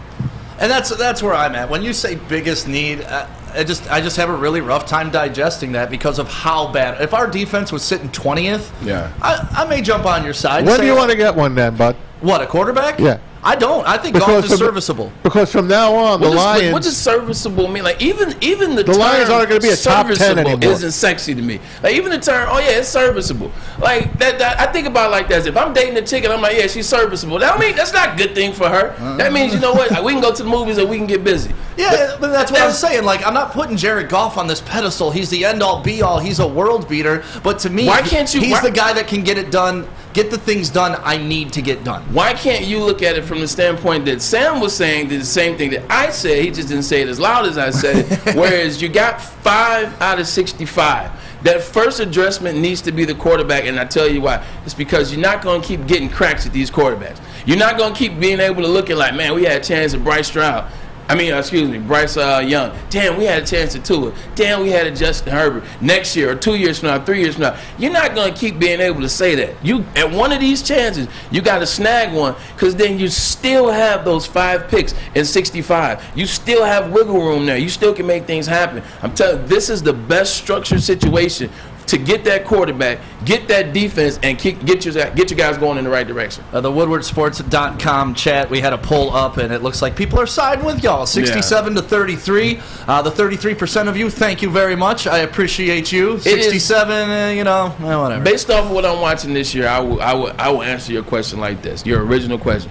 Quarterback is not the number one need when looking at this particular team and how it's constructed right now. It's not the number one team. It's definitely the linebacker. It's definitely Mike linebacker. Linebacker to me is everything. 100%. Yes. I agree with you. That's the number one need. But when you look at it from a standpoint like, all right, now with that being said, we're looking at the draft. You got to have one of these quarterbacks to win in the game. Your quarterback has to be able to win you some games. Your quarterback has to be able to go up there and light it up and get away from, get outside the box, throw on the run, make games hard, like make the defense have to think about a multitude of things. You got to have a quarterback like that to win. And if that guy is there, you got to take him. Hey, time will tell who's right, who's wrong. Hopefully they take your guy. And listen, if they take a quarterback, I'm all in. Right? Yeah. That's going to be my guy. Hey, we drafted Stroud. Let's go. Stroud, you're my number one quarterback. Don't draft him. You don't want Stroud? I don't want Stroud. Stroud falls into that Ohio State quarterbacks like of the past. Like, Justin Fields is the one exception to the Ohio State quarterback first-round tree. He's the exception. Maybe. All those other quarterbacks, they're simple. They sit back there in the pocket. They don't get pressure, and they throw to one of 3 first-round wide receivers, and they give the ball off to one of 2 All-American running backs. That's not a hard formula. Maybe you're going to get that kid from North Carolina in a couple years. There you go, Drake May. So you can, by Sticks logic, hold off to Jared Goff for another 2 years. Yeah. Why not? Hopefully I'm all about defense, and you know who else is all about defense? Hopefully you won't be picking in the top 10, though. Alarm. And they know all about defense. They know that should be the number one priority for you at your home and when you're out and about. Call 1-800-STAY-OUT right now. That is 1-800-STAY-OUT. Your local security experts will have you have that peace of mind before you know it. Defense. It's the most important thing. 1-800-STAY-OUT. Guardian Alarm. Thanksgiving is all about family and friends. That's why Woodward Sports wants to send you and your crew front row for the Thanksgiving Day football game. Easy there. Hey, it's Thanksgiving. Shouldn't you be in Detroit losing a football game right now? That's right, you and 3 people that you're thankful for sitting in row number 1. So close you can hear the action, smell the excitement, and taste the glory of Detroit football. All you have to do to enter is retweet or share our post on Twitter and IG and tag 3 of your friends or family. If all 3 of those people are following Woodward Sports too, and we pick your name, you and your crew will all get the best seats inside Ford Field. So hop on Twitter and Instagram and tag your crew. And we'll see you Thanksgiving Day at Ford Field. Brought to you by Lady Jane's and Custom Health Centers. The sports marketing agency would not be who we are without great community partners like Higuera Health and Carol Zuniga. It's an awesome opportunity to partner with your organization. Higuera Health is a comprehensive behavioral health organization. We serve children through older adults with mental health, substance use, and developmental disabilities across Western Wayne counties, and really excited to now be in downriver communities as well. Give us a call at 734-458-4601. The only sports network in Detroit that starts with a W. You know, because we win. Woodward Sports, Detroit's winning sports network. Yes, we're still screaming at each other. Yes, November 22nd, we will not be screaming at each other because November 22nd is 99-cent Big Boy Day with a purchase of a Pepsi. Satisfy those taste buds at Big Boy. Visit BigBoy.com for more information and participating locations. 99-cent Big Boys. I already destroyed that conversation. The lineman versus the defensive player, I'll tell you why. As soon as you guys brought up that Penei Sewell, and once again, keep in mind, I'm not a hater of Penei Sewell. I think Penei Sewell is a I think he's a great draft pick. The only thing I say is when people have the conversation of Penei Sewell over Micah Parsons or whatever, I say it like this. I played in Cleveland with a guy named Joe Thomas. Pretty good. Joe Thomas got pretty good in my ass. Joe Thomas was consecutive, first team All-Pro for 12 seasons. He only missed the Pro Bowl one time, and that's because he got hurt. He made 13 Pro Bowls. He missed one because he got hurt. Right. He's going to be a first ballot Hall of Famer. Mm-hmm. He can't tell me what the playoffs feel like. He can't tell me what the playoffs smell like. But you're almost proving my point. No, I'm not. He's that damn good, and he can't get to the playoffs. I'll tell you why you're proving my point and proving Maz dead wrong. You're right. A singular lineman, not good enough to get it done in the NFL. Okay. You need dogs up front at all 5 positions. We had 3 already. And that's why you get 4. This is why you get 4. That's why I'm saying you're proving my point, man. So you get 4? One guy isn't enough. You need 4 dogs up front. Holy you need an identity. Meanwhile, on the other side, one outside linebacker, a Von Miller, Aaron Donald, or Myles Garrett, one of those players can win you 3 games and get you to the playoffs damn near by themselves. Stop it. Come on, man. You know this is a marathon, not a sprint, though. You want that. You want an identity. The Lions had no identity before they established this offensive line. And they still don't. Hold on a minute. Our offensive line is our identity. The offensive line played 4 games together in the last 2 years. And because we have so much depth at it, because of drafting them, it's okay to lose a Ragnow. Because you have that Jackson. Because you have that much Decker. Because you have that much depth means you don't need this guy who's going to be a first ballot Hall of Famer. But the fact that so many injuries happen proves that you do need that depth at that position. But meanwhile, we're sitting there arguing about needing defense. Meanwhile, we're talking about how historically bad the defense is. I'll take Micah Parsons and Dan Skipper. You can have Penei Sewell. And who else? Whatever. Take a linebacker. Take Derek Barnes. It will just always crack me up, put your mic on. It will always crack me up. Sam, who do you want right now on your team? Who do you want on your team right now? Do you want Micah Parsons or do you want Penei Sewell? It's who you want.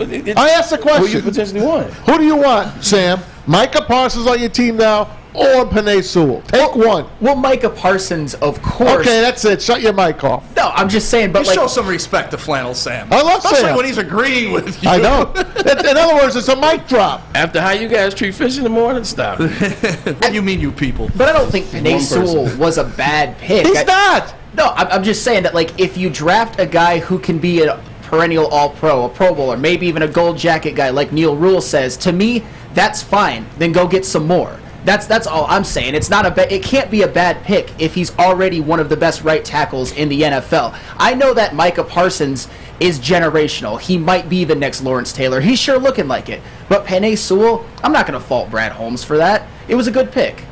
I don't fault Brad Holmes for a Hall of Fame pick. There's no such thing as faulting a GM for a Hall of Fame pick. That's all I'm trying to say. That would be idiotic to sit here and fault a guy for a Hall of Fame pick. You're looking at the idiot sitting in the chair. I'm not calling him an idiot. I'm just saying that would be idiotic to fault that guy. But at the same time, I can look at a guy and say, when you have a system or you have a position.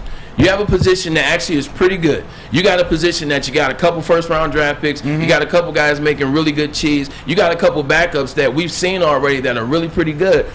You don't necessarily have to go get this guy and then get confused on where you want to play him at in the first year when there's some other guys that can help you a bit more. That was always my thought process with, that whole deal. If you tell me the Lions are drafting a Hall of Fame player, I'm going to say okay 100 times out of 100. Yeah. That's just my logic with it.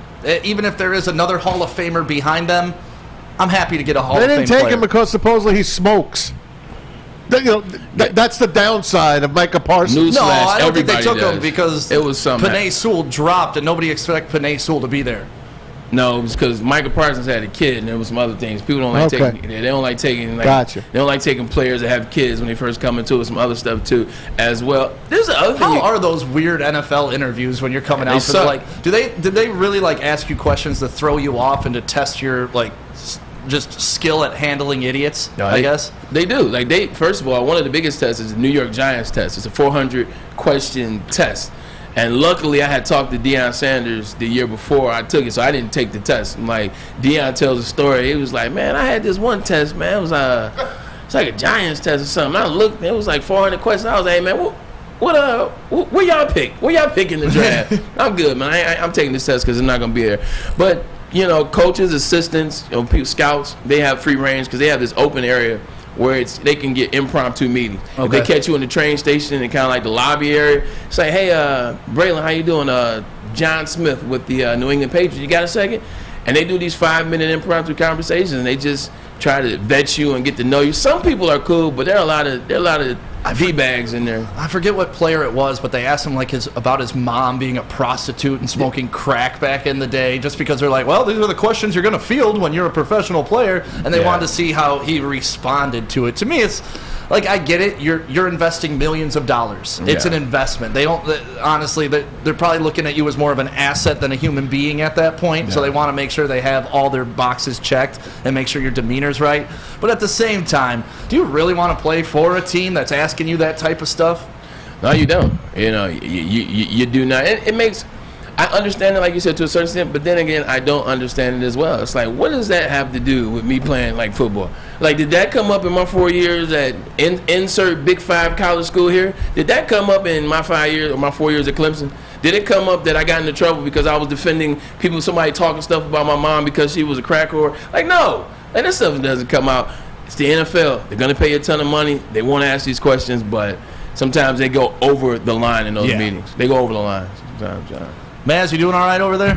I'm good, man. You sure? Oh, yeah. You want to hug it out? No, I love the Lions. My heart's with them no matter who they pick. I'm always going to root for that person. I've just had an opinion back then, and I remember Dan and Brad and Sheila and all the guys jumping up and down in that room, and I was the only one that wasn't excited that day when we were down in at the Del Mar in Greek. Yeah, we were in Greektown. Del Mar, yeah. And I just remember, I'm like, what the hell are you jumping up and down for? I think you just passed up on a phenomenal player, and I know it's great to get offensive linemen are not sexy. I get it, but I know they win you games. But they don't win you games like that kind of person. I just want them to go out there this draft and get the it guy. You need a quarterback, whether it's this first-round pick, and if you can't get Bryce Young, and who the hell knows, maybe he flames out and he's no good. But I just want to get that guy. The Lions have not had that guy. They had Matthew Stafford, and he was pretty damn good. Pretty damn good. They just couldn't get over the hump. It's just, I don't know how to explain it. It just is what it is. Yeah, well, like I said, Brad Holmes, I think has he earned everybody's trust in this room? Do you trust Brad Holmes? I do. Maz, Yeah. I know you have some reservations about his second-round picks. I do. No, I do. I think the guy knows what he's doing. Sam, do you trust Brad Holmes? I do. Yeah, those second-round picks, that's the only thing. Second-round picks and free agency, and even free agency, I will give him benefit of the doubt because there was no money, there was no et cetera, so I'll give him credit on that. Just the second-round picks, need that to get together. And you need players here to get those free agents here. That's what he said, but you gotta have money, though. That was a big thing. You got money now. And that's why now I'm judging. That's why now I'm on it. Now I need to see 100%. They'll make some free agent moves. They need to wiggle some cash around. I understand they don't have a ton of money right now, but they got enough where they can be smart with it. Yeah, and in 2024, they got the bag. 97 million. They got $800 million. So would you guys be okay if they went and pursued a quarterback on free agency like that? I'm good with that. If there's one out there. If there's a good one out there. I'm definitely good with that. Like Baker Mayfield, sure. Oh, bring him in. If they bring in Baker Mayfield, I am no longer a Lions fan. That guy is awful. I agree, Stick. Thank you, Flannel Sam. Mic drop. Baker. Baker. God, Baker couldn't start. Baker doesn't start over P.J. Walker. But you know what? Injured. You know who's looking good right now? The one person that I think is looking real good? It's this guy right here. Ryan Ermanni doesn't look great in this picture, but we love this Ryan. But the new version of Ryan, who is down almost 20 pounds thanks to Custom Health, he's even better, man. He's feeling good about himself. You see him walking around here, a little pep in his step. You see him ordering some new Woodward sports gear off of woodwardsports.com because he's got a size down. And there's no better feeling than that. And Custom Health has helped him out a lot. No better feeling than being in shape. No better feeling than getting the weight down to where you want to go, like where your wife used to say, oh, my baby's sexy. You know what I'm saying? Nothing better than that, putting on clothes that you want to wear versus putting on clothes you have to wear. It's nothing like that, man. And so you look at Ryan here, not looking necessarily his best, but you see him in that chair tomorrow, you see him in that chair this past week, starting to look better and better and better. He's down, Custom Health, 15 pounds. Maz, you're down as well. I'm down a nickel, 5, maybe 6. There we go. Depends on the hour of the day, but I'm getting there. There we go. But how's your energy? How's your spirit been as you've been working? I'm happy, man. I'm taking my supplements and get to talk with my coach on Friday, Tara, and I'm doing what I'm supposed to do. It's not coming off of me as quick as it's coming off of Ryan, but I'm working at it. Well, and that's what's cool about Custom Health. Everybody has a little bit different body. Everybody has a little bit different way of losing weight. Some people, it just falls off. Other guys that are built like a house like Maz, it takes a little bit more to lose all that muscle. And Custom Health will definitely take care of you. 844-789-8446. That's 844-789-8446. Get your custom weight loss plan from Custom Health. Did you just call me a house? Yeah, you did. You don't have to go to the beach, man. You don't have to get your butt crack full of sand. You just need a little chili peppers, man, to get that glowing beach chili peppers tan. Woo! With 26 locations in the Metro Detroit area and more coming, Chili Peppers Tanning is where you'll find the cleanest salons in the D. Join the Pepper Club for the best deals on unlimited tanning. Head to chilipepperstanning.com. You just need a little chili peppers, man. We don't like to brag that we are the toughest sports network in Detroit, but we do have a guy named Darren McCarty on our side.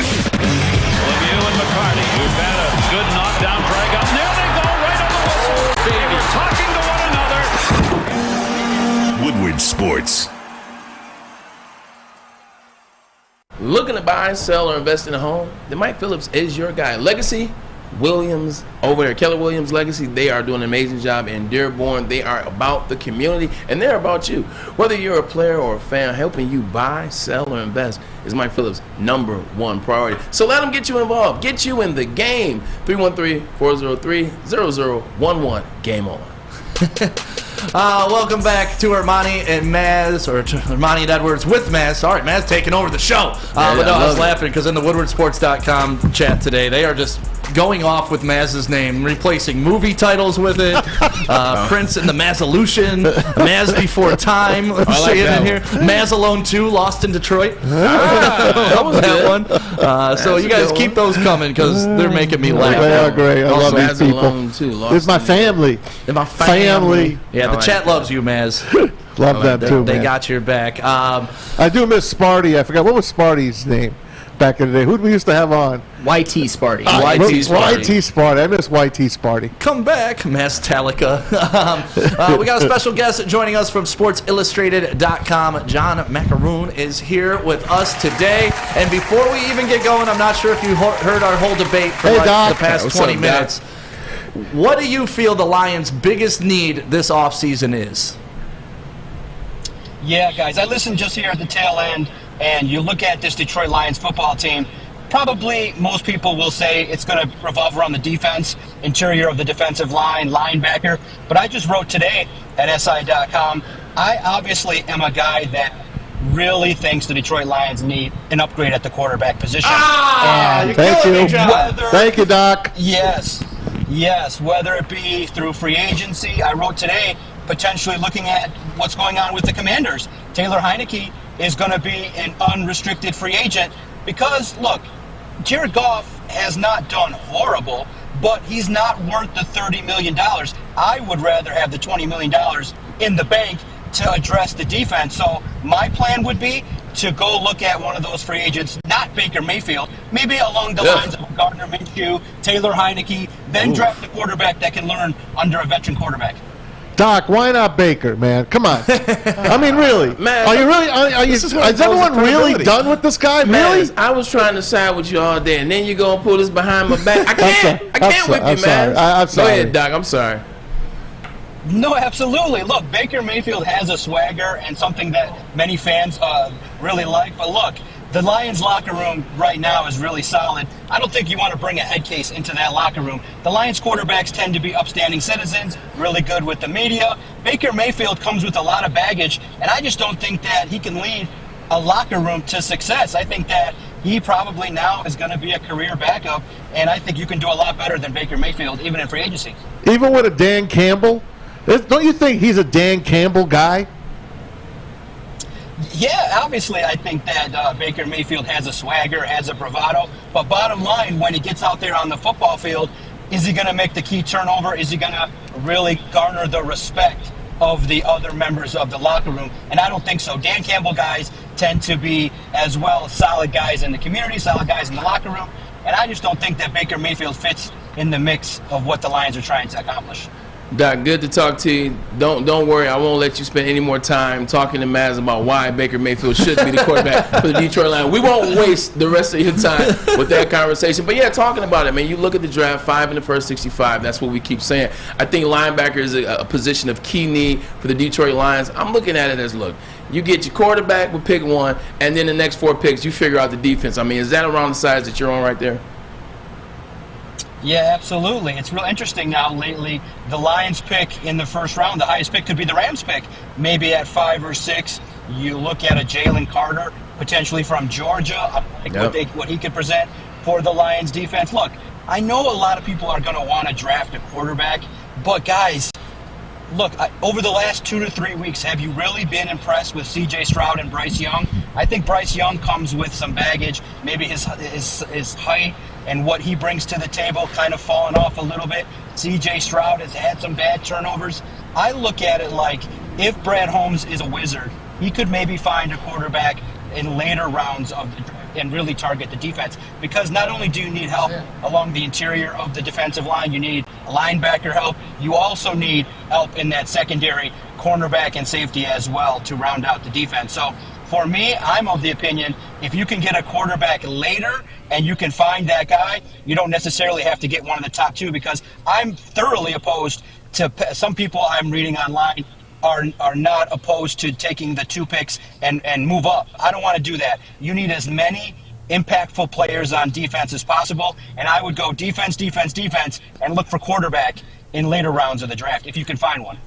Yeah, you're definitely right about that, Doc. You look at a couple of these defensive linemen. There's a lot of good defensive linemen in this draft, whether it's Brees, whether it's Carter, whether it's guys like that. Clemson has a couple of guys. Georgia's got some guys. And then also, you can look at a situation like with Hendon Hooker or something like that where you may get him later on in the first round. You may sneak and get him pick 25, pick 26. So I do like your math on that. Go ahead, Stick. Oh, no, I love your thought process, too, because I'm with you. I think defense is the way to go. And then if we find a quarterback in later rounds, so be it. But I'm not willing to risk that high of draft capital on a gamble at this point. But we've been talking a lot about the draft.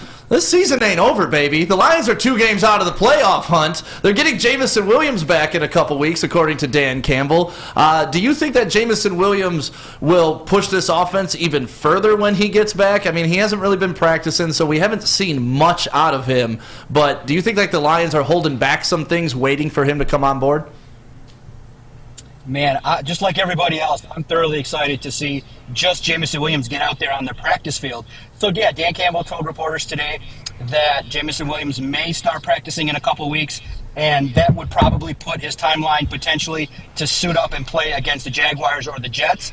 But here's the thing, guys. I would pump the brakes on maybe expectations because it's going to take time for Williams and Jared Goff to get on the same page. Goff has said that he hasn't really thrown much with Jameson Williams, but obviously the excitement level of what he could potentially do, take the top off the defense. Guys, just like you guys, after the Lions game, after celebrating a win, I took in that Bills game, and boy, the Bills-Vikings, and boy, if Jameson Williams can have the impact that a Justin Jefferson has, can make key plays, can take the top off the defense, if he can be that lightning bolt, then everything gets better on that offense because you guys have seen it. The offense is bogged down. The big play threat is not there. This football team now relies upon the run to get stuff done. But if Jameson Williams can come in and get early reps, see what it's like to play in the NFL, it can only bode well for the Lions. But taper expectations, I don't see him coming out right away and lighting it up. But, hey, if you can get a couple deep passes, if you can open up the threat of Jameson Williams, I think that can help the entire offense, namely Jared Goff. Doc, going into the Green Bay weekend, Detroit Lions, Dan Campbell, head coach, hadn't necessarily done a good job in terms of being better than where he was last year. Still in-game decisions. We're still talking about that from week 1 to going up to that week.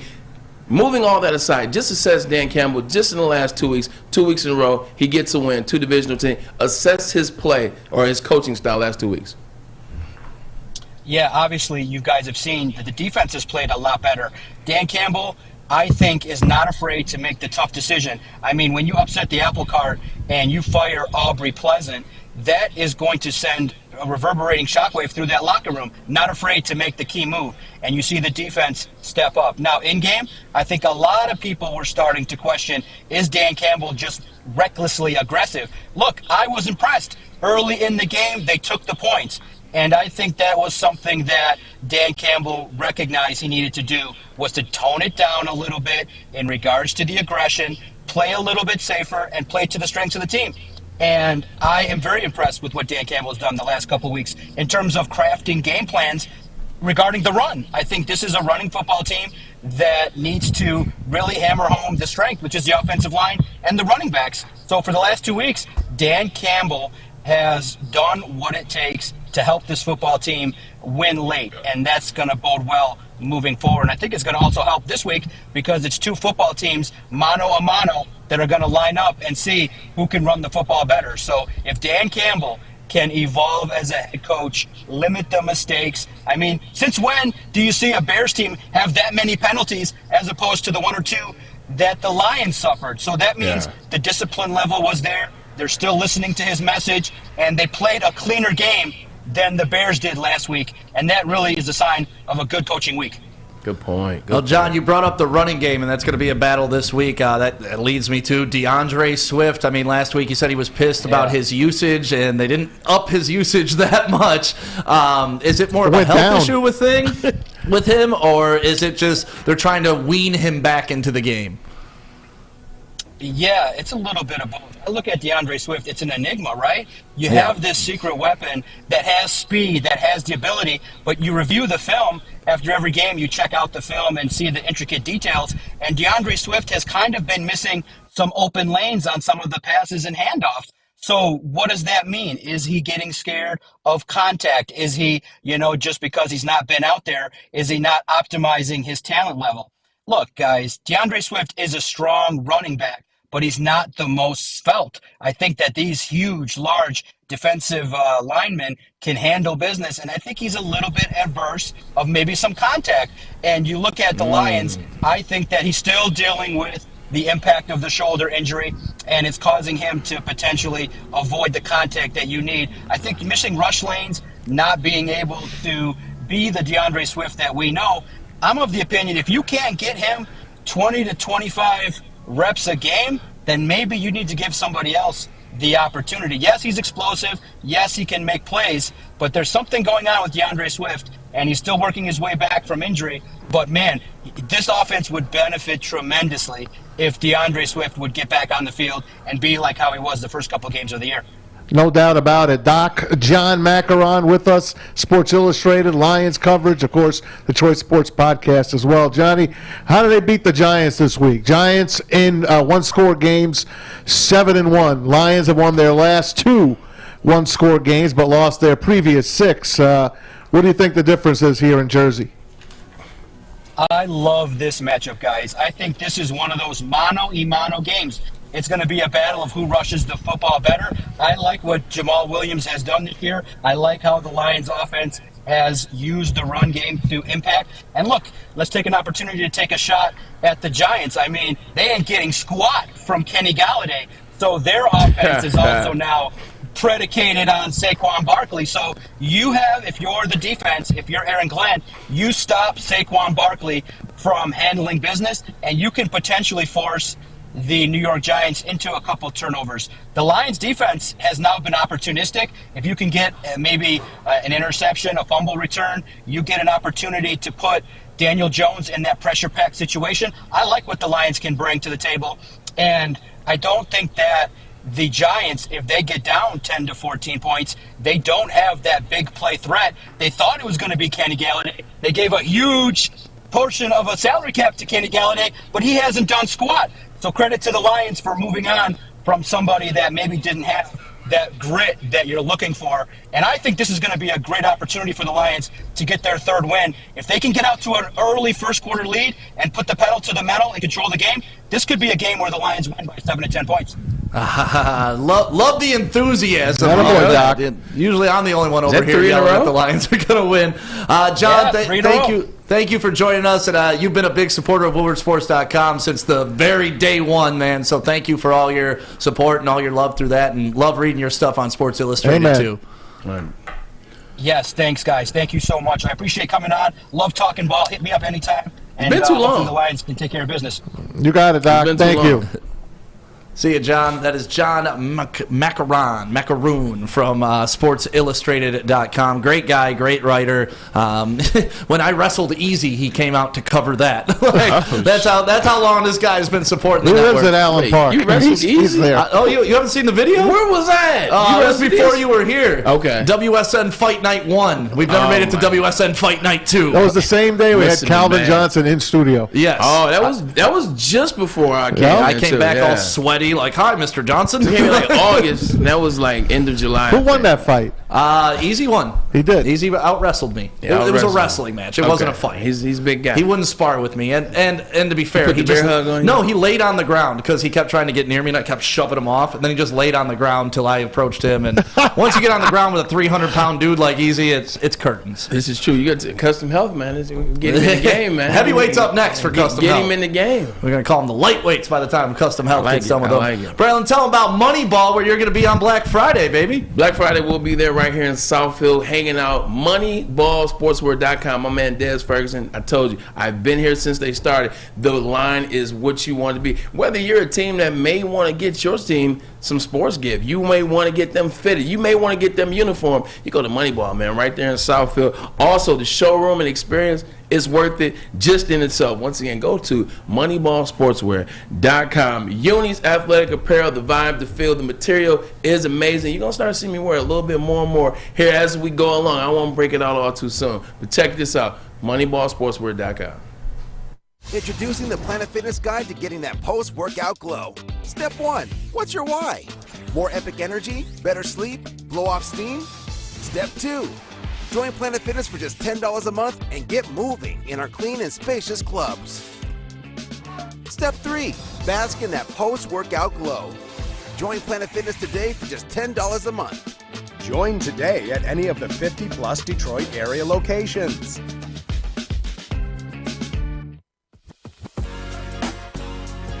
What's a winter wonderland if you can shop, eat, and play? Lucky for you, you can do it all at the Downtown Detroit Market, Cadillac Lodge, and the new winter version of the Monroe Street Midway, all located just across the street from Campus Martius Park. Find the fun at deckedoutdetroit.com.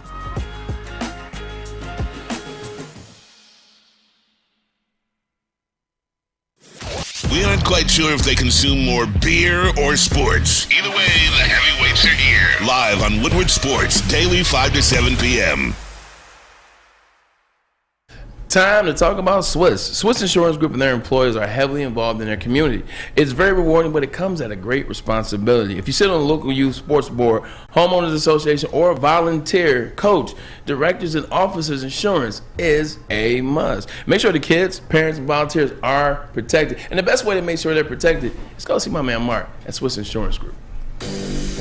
Welcome back to Ermanni and Edwards with Maz, live on WoodwardSports.com and Fox2Detroit.com. And the names keep coming in with Maz and movies. The Maznificent Seven. I love that one. I like that. The original. Mad Maz Beyond Thunderdome. Ooh, that's a good one too, man. Little Mel Gibson there. Little Maz Gibson. Jenna Newman asking me what my WSN email is. It's pretty simple. stick@woodwardsports.com. So, feel free to email me at any time or just follow me at Stick Radio. And hi, Jenna. At Woodward Sports. Yeah. Jenna, another number one. She was an original. Day one, man. So we just got done talking a little bit about Swiss Insurance and how well they do in the community. Jeff Okudah showed out on Sunday, and usually on Mondays you recap the best coverage of the week, and you weren't here on Monday, so let's do it on Wednesday. Let's talk about how Jeff Okudah's coverage during that Chicago Bears game is the coverage of the week. Swiss coverage of the week brought to you by Swiss Insurance Group. My man Mark right here. You see it. Cover 3, this is man-to-man. You see, actually, this is cover 1 high. Safety is right there on the hash, playing to the boundary or playing to the field. You see it one-on-one. This is man-to-man coverage. Hit the play right here. Next play for me. Aiden Hutchinson gets off the tackle, swims out. He's in the passing lane right now. Justin Fields kind of confused. He's got Aiden Hutchinson right here. But you notice Aiden's not just attacking. All season long, Aiden Hutchinson's been coming off that left tackle. He's been getting after. He's been taking off like a reckless abandonment. Now he's kind of chilling a little bit. He's relaxing. He's assessing the play, which caused Justin Fields to hesitate. Get to the next play right here. Now Justin Fields feels the rush. He's so worried about Aiden Hutchinson. Now you get the rush off the other side. Notice, you can't see right now, but Jeff Okudah is locking Chase Claypool up. Go to the next snap for me, and here we go. Tries to throw it. Because what happens is he wanted Aiden to keep going. He wanted Aiden to pursue him so that he could throw the ball to Kmet right behind him. Kmet would have been right there. But he stays right there. Justin Fields can't go to Kmet. So now desperation tries to throw off his back foot as he's falling down to Jeff Okudah's side. But Jeff Okudah says none of that mess.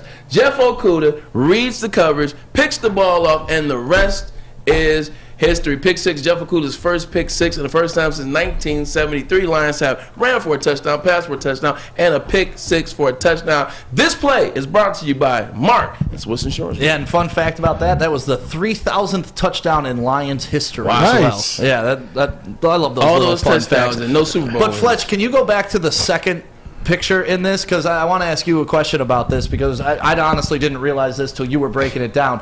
Aiden Hutchinson does back off here. Yeah. Do you think he's doing that because he's already seeing that Fields is under pressure and I don't have to go get him, I can trust my teammates to make this pressure happen while I drop back? No, it's because of the tight end. The tight end is doing something a little spicy. See the tight end? See Kmet right there? He looking. Kmet's looking like Kmet basically wants to get a little light tap on Aiden Hutchinson, make it seem like he's gonna block him, so Aiden swims, knock him down, and then he goes after Justin Fields. But Aiden said, you know what, this smells fishy. I remember last week playing against Green Bay, they tried that with David Bakhtiari, and I got the interception. So this time, he feels the play unravel. He takes a second, he stays in the lane, and now Kmet can't come open, and now you see Kmet trying to move around to find an open space. If Aiden would have blitzed after Justin Fields, Kmet would have been right here on the 10-yard line wide open. And Justin Fields could have threw the ball right to him, and Kmet could have took off and run. Yeah. So Aiden played that perfectly. Once again, coverage of the week.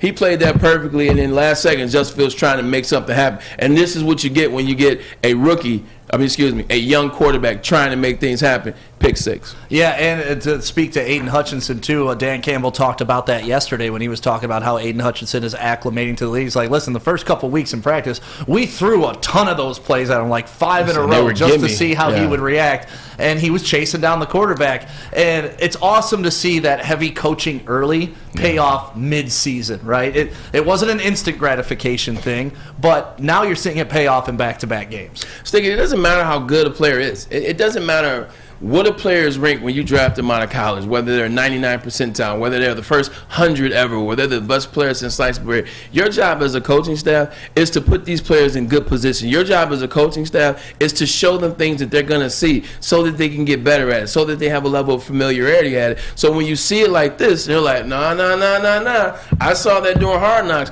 You want your players to get comfortable, and you want them to feel better faster so you can get these guys playing at the NFL level before you have to wait till 2-3 years down the line. You want them popping right away. And as an OC now, you're like, oh, man, we can't run that trick on Aiden Hutchinson. So now you're taking a play out of the offensive playbook, right? 100%. There's a couple plays because you look at a play like this, you can run it for a couple different ways. It could be a wide receiver, it could be a tight end, it could be a lineman, as you saw last week with Green Bay. You just scrapped off about 4 or 5 plays, you know? I love it. I love watching the coaching turn into this. I love having you break it down because, once again, I'm seeing things when you're talking about it that as a casual fan. I'm not a casual, but I am a casual fan. I watch football, but I don't break it down like you do. I don't see the game same way you do, so it's nice to get inside your head with that, man. It's fun to get back after it, man. Like, one time, like, when you don't do stuff for a while, it leaves you.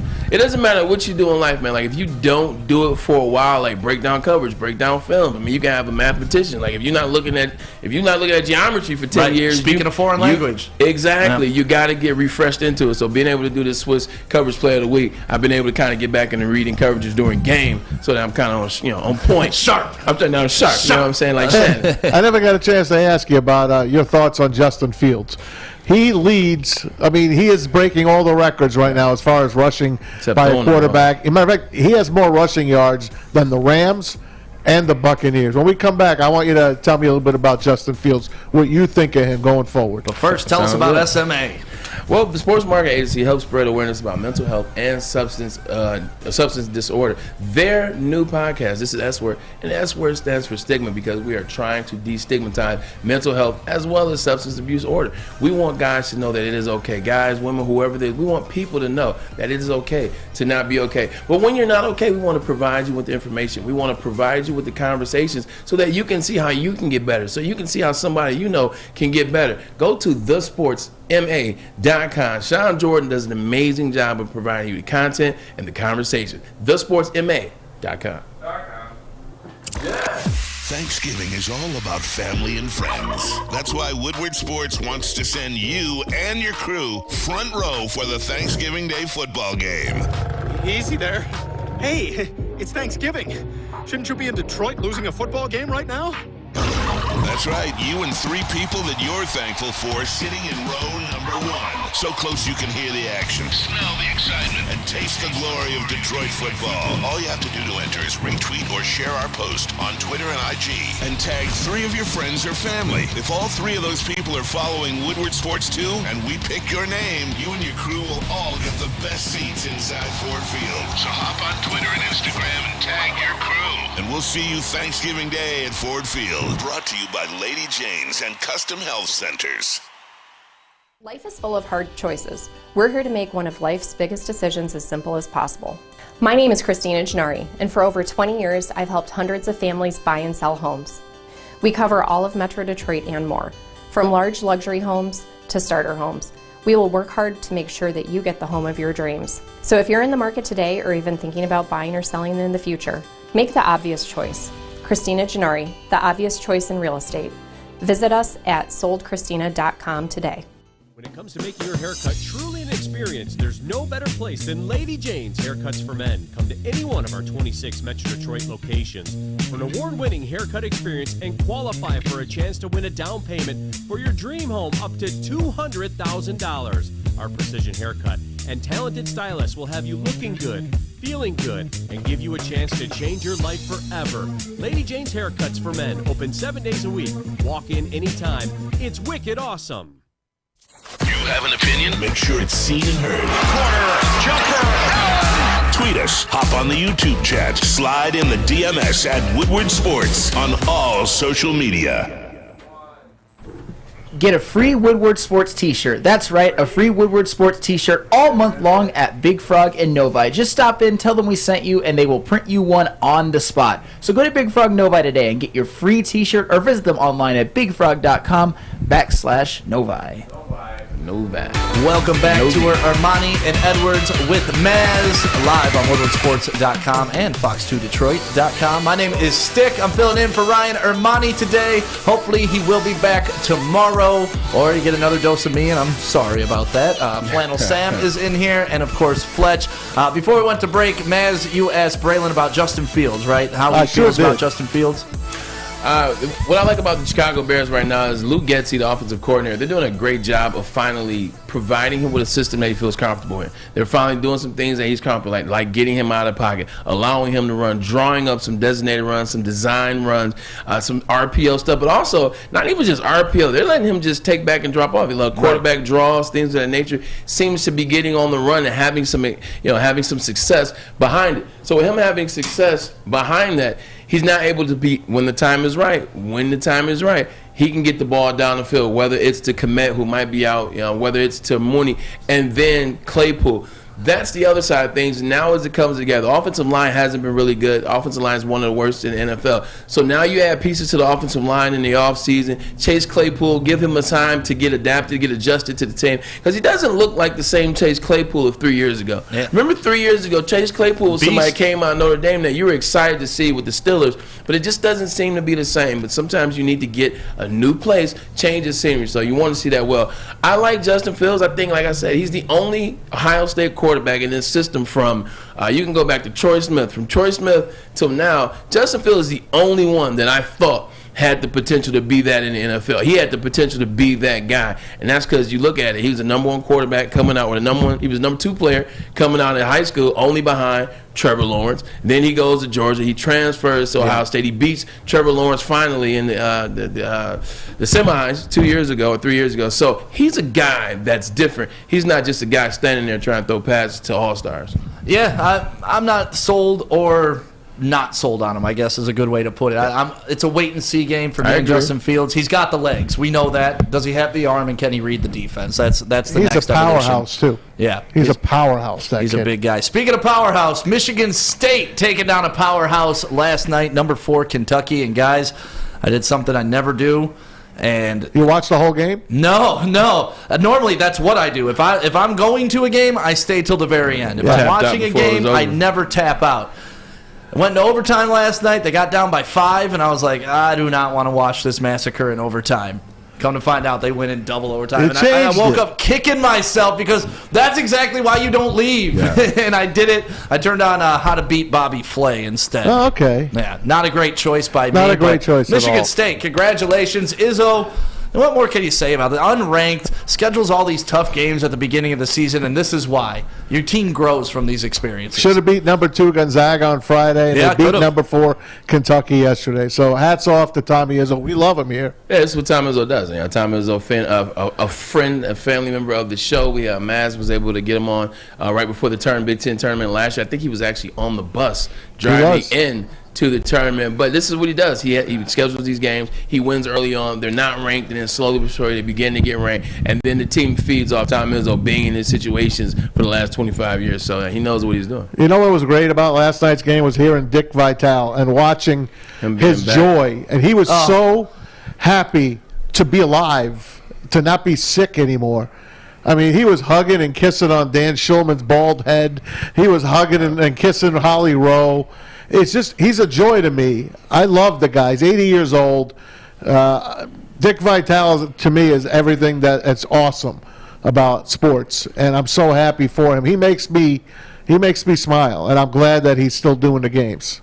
It's a big game when Dickie V is doing a game. It's awesome. Just to, like my dad battled cancer and unfortunately lost. So anybody that beats that disease, that they're just like every day, every second, every breath is a gift. And Dickie V has always been that big personality. He put himself out there. He showed you what he was going through every day on Twitter.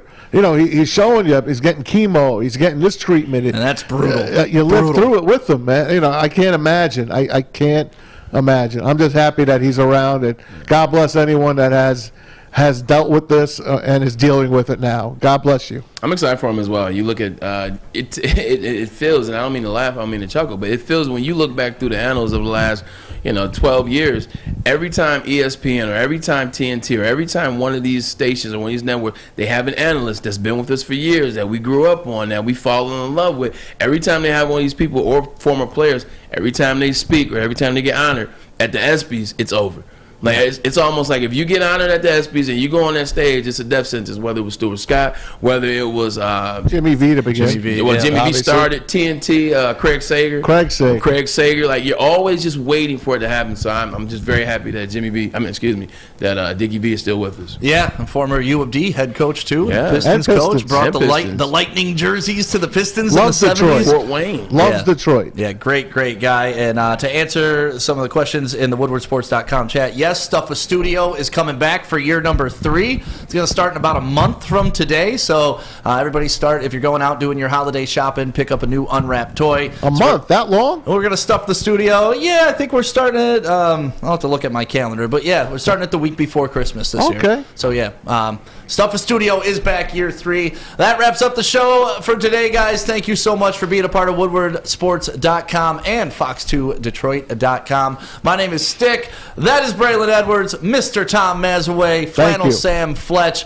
You guys have a great day, and the heavyweights are up next. Get well, 5 Ryan. to 7 right here. Yeah, get well, Ryan Ermanni, please, because they're sick of me. Make sure you download the Woodward Sports app in the App Store and the Google Play Store today. Take Woodward Sports with you wherever you go and listen live on your phone or mobile device.